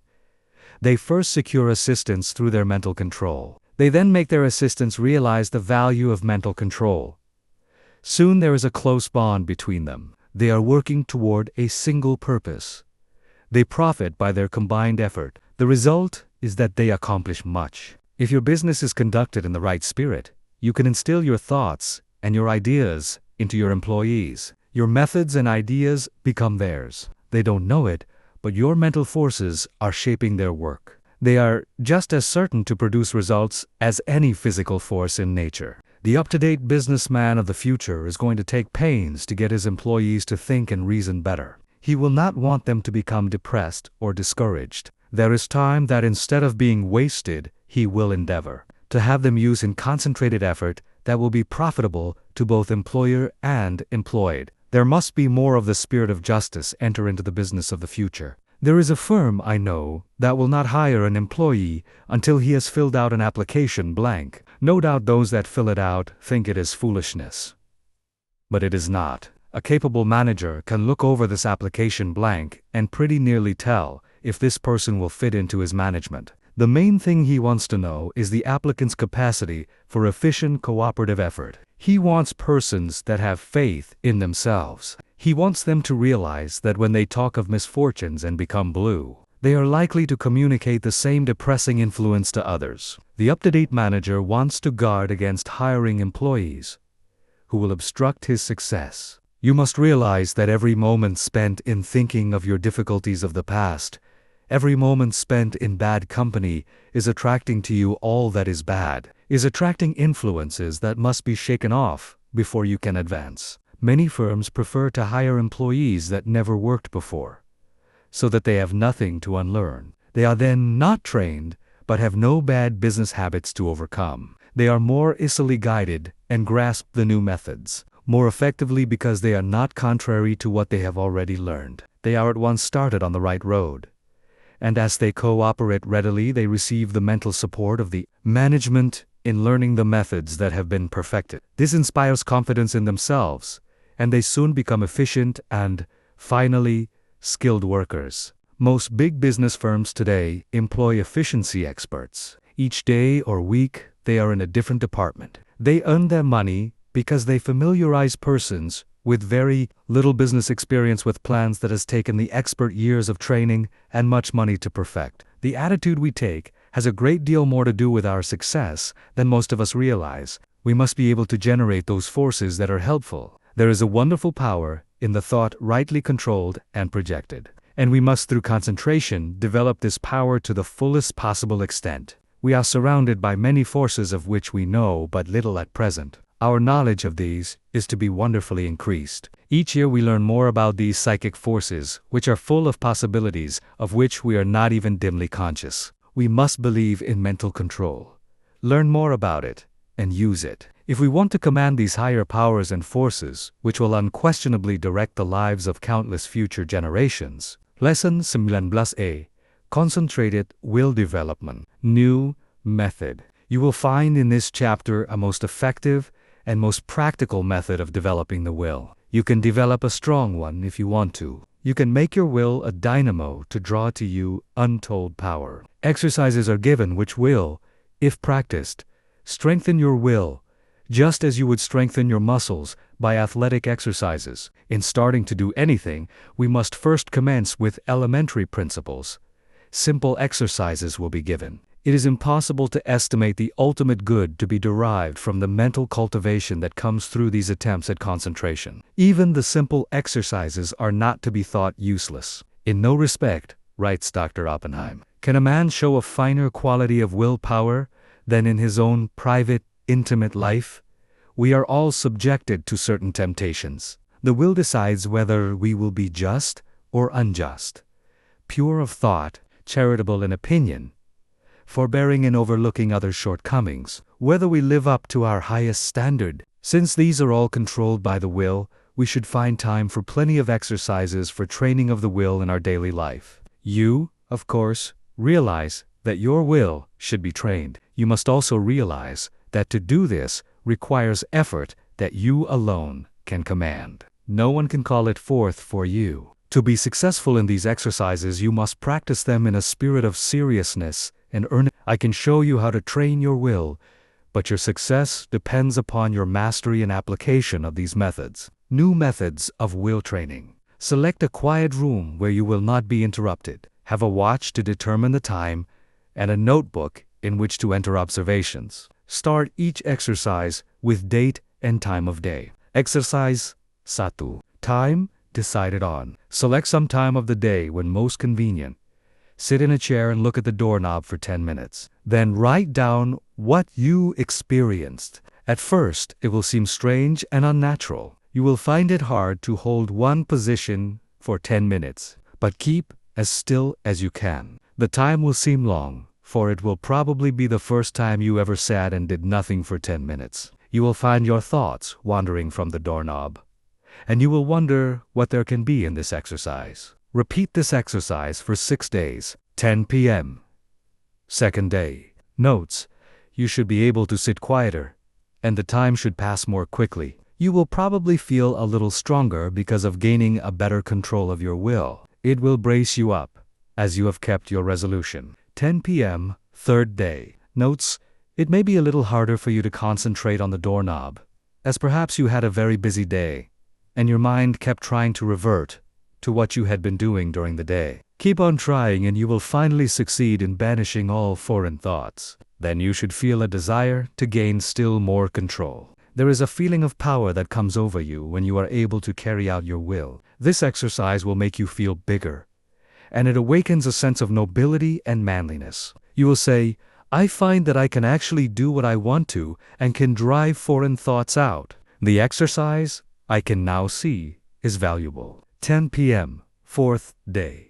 Notes: I found that I could look at the doorknob and concentrate my attention on it at once, have overcome the tendency to move my legs. No other thoughts try to enter as I have established the fact that I can do what I want to do and do not have to be directed. I feel that I am gaining in mental strength. I can now see the wonderful value of being the master of my own will force. I know now, if I make a resolution, I will keep it. I have more self-confidence and can feel my self-control increasing. 10 p.m., 5th day. Notes.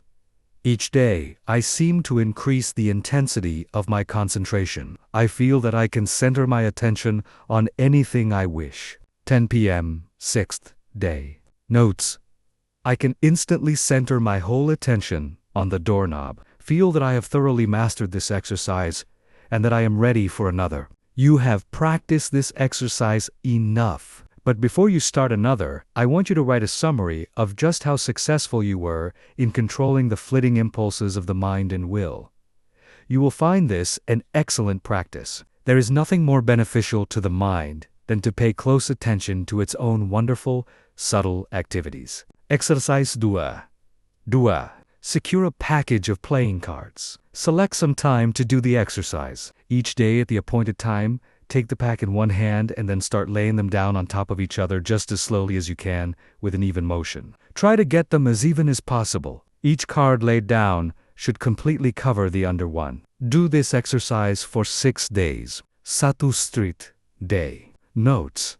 Task will seem tedious and tiresome. Requires the closest concentration to make each card completely cover the preceding one. You will probably want to lay them down faster. It requires patience to lay them down so slowly, but benefit is lost if not so placed. You will find that at first your motions will be jerky and impetuous. It will require a little practice before you gain an easy control over your hands and arms. You probably have never tried to do anything in such a calm way. It will require the closest attention of your will, but you will find that you are acquiring a calmness you never had before. You are gradually acquiring new powers. You recognize how impulsive and impetuous you have been, and how, by using your will, you can control your temperament. 2. Day. Notes. You start laying the cards down slowly. You will find that by practice, you can lay them down much faster. But you want to lay them down slowly, and therefore you have to watch yourself. The slow, steady movement is weird. You have to conquer the desire of wanting to hurry up. Soon, you will find that you can go slowly or fast at will. 3. Day. Notes. You still find it hard to go slowly. Your will urges you to go faster. This is especially true if you are impulsive, as the impulsive character finds it very difficult to do anything slowly and deliberately. It goes against the grain. This exercise still is tiresome, but when you do it, it braces you up mentally. You are accomplishing something you do not like to do. It teaches you how to concentrate on disagreeable tasks. Writing these notes down you will find very helpful. 4. Notes. I find that I am beginning to place the cards in a mathematical way. I find one card is not completely covering another. I am getting a little careless and must be more careful. I command my will to concentrate more. It does not seem so hard to bring it under control. 5. Day. Notes. I find that I am overcoming my jerky movements, that I can lay the cards down slowly and steadily. I feel that I am rapidly gaining more poise. I am getting better control over my will each day, and my will completely controls my movements. I begin to look on my will as a great governing power. I would not think of parting with the knowledge of will I have gained. I find it is a good exercise, and know it will help me to accomplish my tasks. 6. Day. Notes. I begin to feel the wonderful possibilities of the will. It gives me strength to think of the power of will. I am able to do so much more and better work now that I realize that I can control my will action. Whatever my task, my will is concentrated on it. I am to keep my will centered there until the task is finished. The more closely and definitely I determine what I shall do, the more easily the will carries it out. Determination imparts compelling force to the will. It exerts itself more. The will and the end act and react on each other. 7. Day. Notes. Now, try to do everything you do today faster. Don't hurry or become nervous. Just try to do everything faster, but in a steady manner. You will find that the exercises you have practiced in retardation have steadied your nerves, and thereby made it possible to increase your speed. The will is under your command. Make it carry out resolutions rapidly. This is how you build up your self-control and your self-command. It is then that the human machine acts as its author dictates. You certainly should now be able to judge of the great benefit that comes from writing out your introspections each day. Of course, you will not have the exact experiences given in these examples, but some of these will fit your case. Be careful to study your experiences carefully and make as true a report as you can. Describe your feelings just as they seem to you. Allow your fancies to color your report and it will be worthless.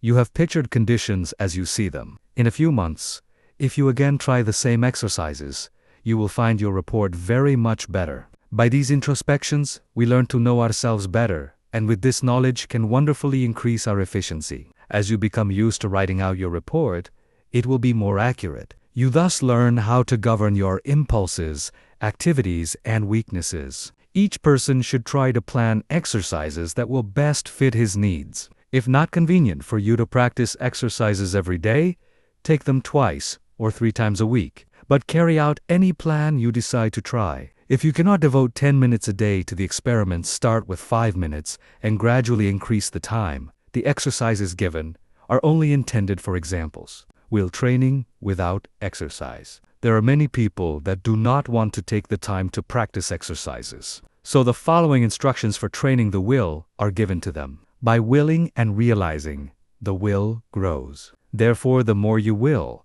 the more it grows and builds up power. No matter whether your task is big or small, make it a rule to accomplish it in order to fortify your will. Form the habit of focusing your will in all its strength upon the subject to be achieved. You form in this way the habit of getting a thing done, of carrying out some plan. You acquire the feeling of being able to accomplish that which lies before you, no matter what it is. This gives you confidence and a sense of power that you get in no other way. You know, when you make a resolution that you will keep it, you do not tackle new tasks in a half-hearted way, but with a bold, brave spirit. We know that the will is able to carry us over big obstacles. Knowing this, despair never claims us for a victim. We have wills and are going to use them with more and more intensity, thus giving us the power to make our resolutions stronger, our actions freer, and our lives finer and better. The education of the will should not be left to chance. It is only definite tasks that will render it energetic,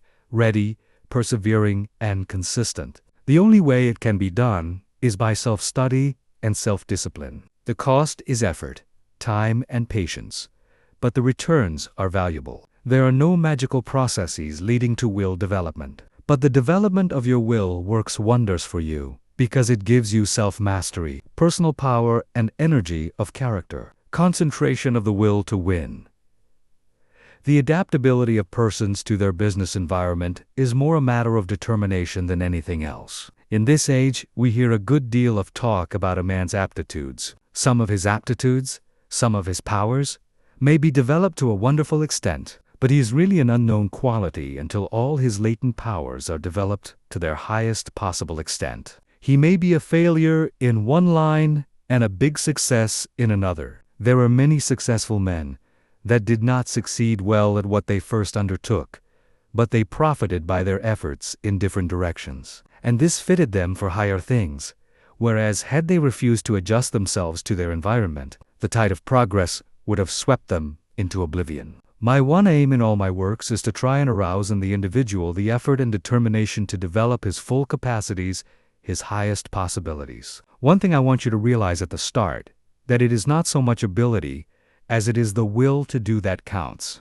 Ability is very plentiful, but organizing initiative and creative power are not plentiful. It is easy to get employees, but to get someone to train them is harder. Their abilities must be directed to the work they can do. They must be shown how, while at this work, to conserve their energy, and they must be taught to work in harmony with others. For most business concerns are dominated by a single personality, concentrating on driving force within. We are all conscious, at times, that we have somewhere within us an active driving force that is ever trying to push us onward to better deeds. It is that force that makes us feel determined at times to do something worthwhile.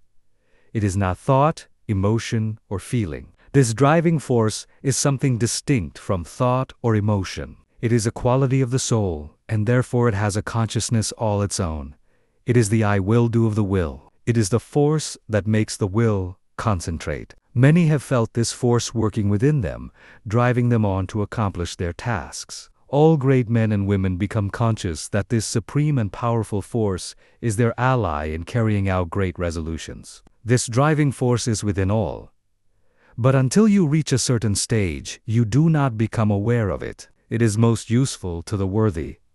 It springs up naturally without any thought of training. It comes unprovoked and leaves unnoticed. Just what this force is we do not know, but we do know that it is what intensifies the will in demanding just and harmonious action. The ordinary human being, merely as merchandise, if he could be sold as a slave, would be worth $10,000. If somebody gave you a $5,000 automobile, you would take very good care of it. You wouldn't put sand in the carburetor, or mix water with the gasoline, or drive it furiously over rough roads, or leave it out to freeze at night. Are you quite sure that you take care of your own body, your own health, your only real property, as well as you would take care of a $5,000 automobile if it were given to you? The man who mixes whiskey with his blood is more foolish than a man would be if he mixed water with gasoline in his car. You can get another car. You cannot get another body. The man who misses sleep, lives irregularly, bolts his food so that his blood supply is imperfect. That is a foolish man treating himself as he would not treat any other valuable piece of property. Do you try to talk with men and women who know more than you do? And do you listen rather than try to tell them what you know? There are 100,000 men of 50 and men of 60 running along in the old rut, any one of whom could get out of it and be counted among the successful men.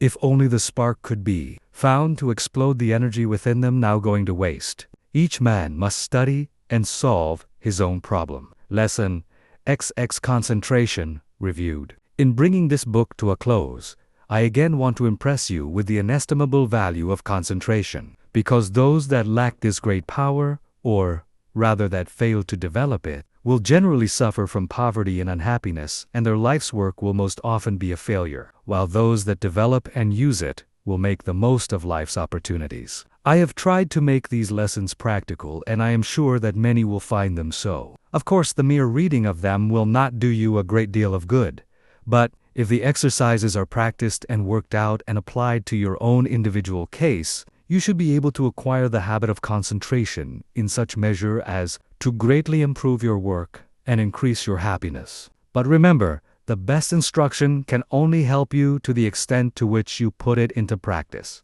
I have found it an excellent idea to read a book through first and then reread it. And when you come to an idea that appeals to you, stop and think about it.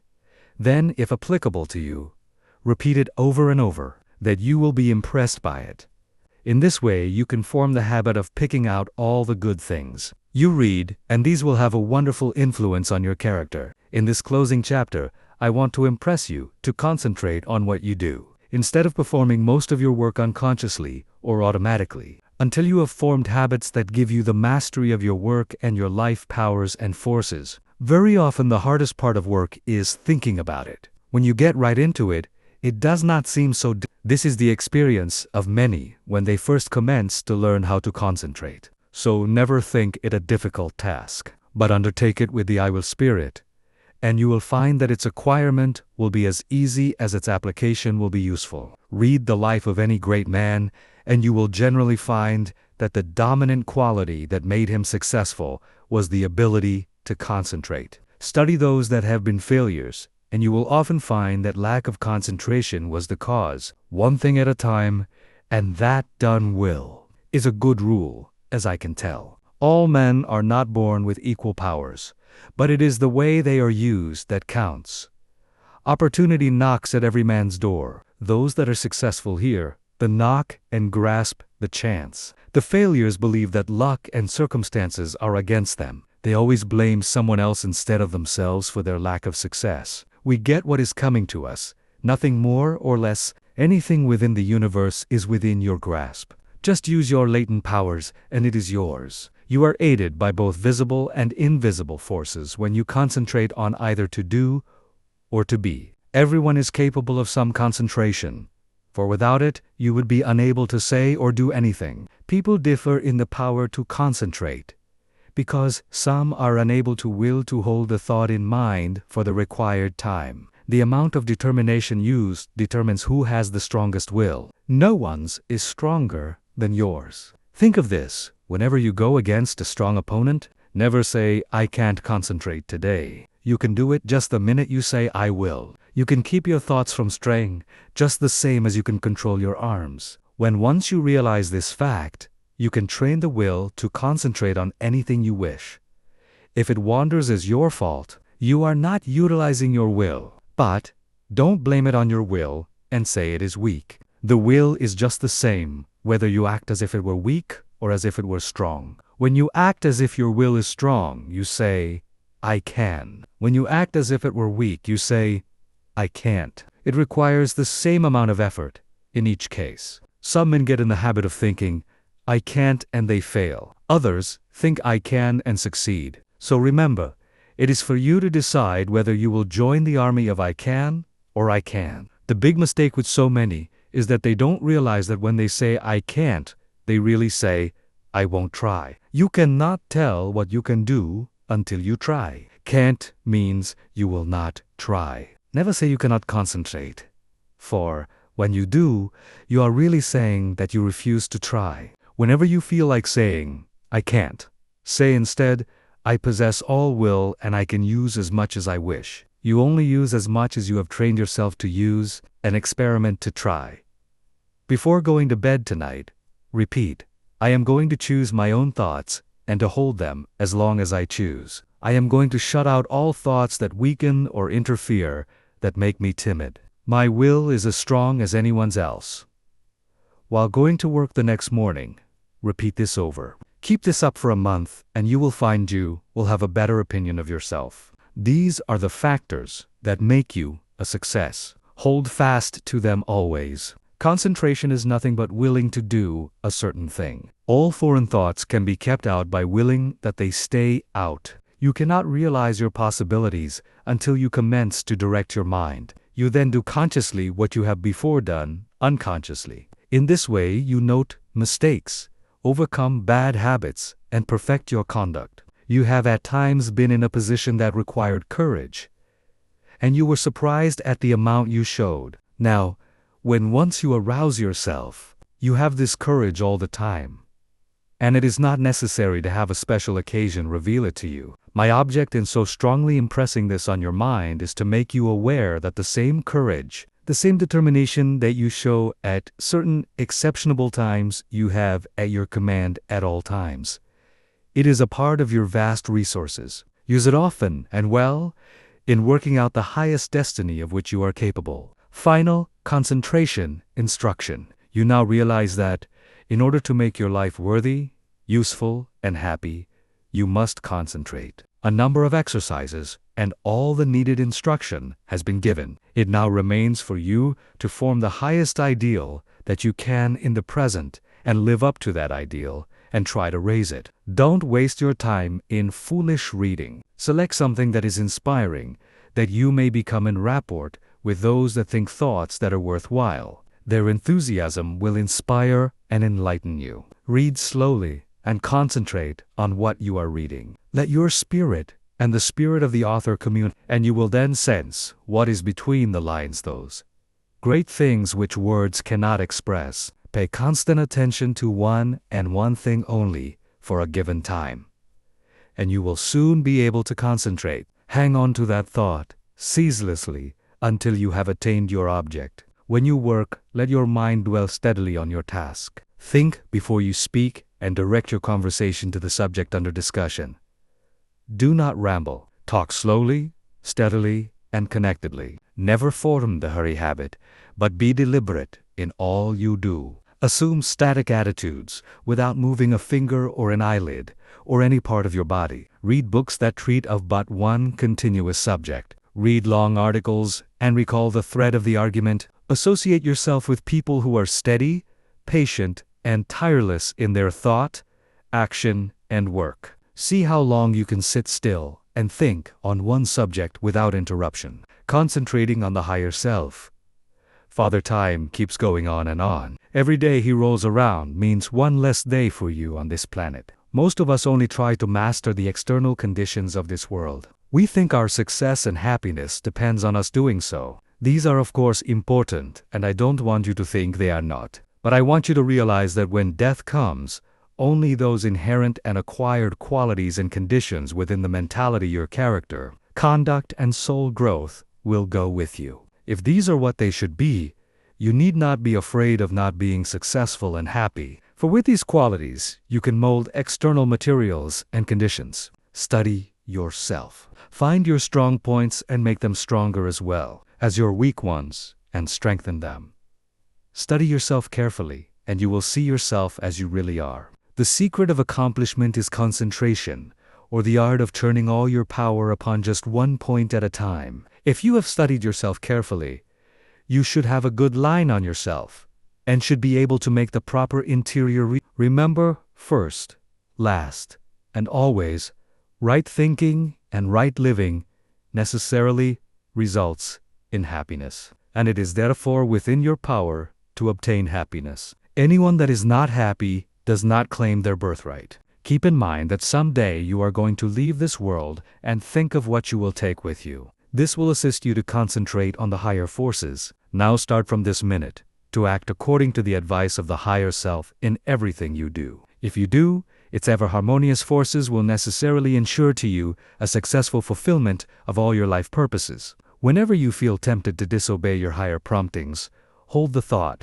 "My higher self ensures to me the happiness of doing that which best answers my true relations to all others." You possess latent talents that, when developed and utilized, are of assistance to you and others. But if you do not properly use them, you shirk your duty, and you will be the loser and suffer from the consequences. Others will also be worse off if you do not fulfill your obligations. When you have aroused into activity your thought powers, you will realize the wonderful value of these principles in helping you to carry out your plans. The right in the end must prevail. You can assist in the working out of the great plan of the universe, and thereby gain the reward. Or you can work against the great plan and suffer the consequences. The all-consuming fires are gradually purifying all discordant elements. If you choose to work contrary to the law, you will burn in its crucible. So I want you to learn to concentrate intelligently on becoming in harmony with your higher self.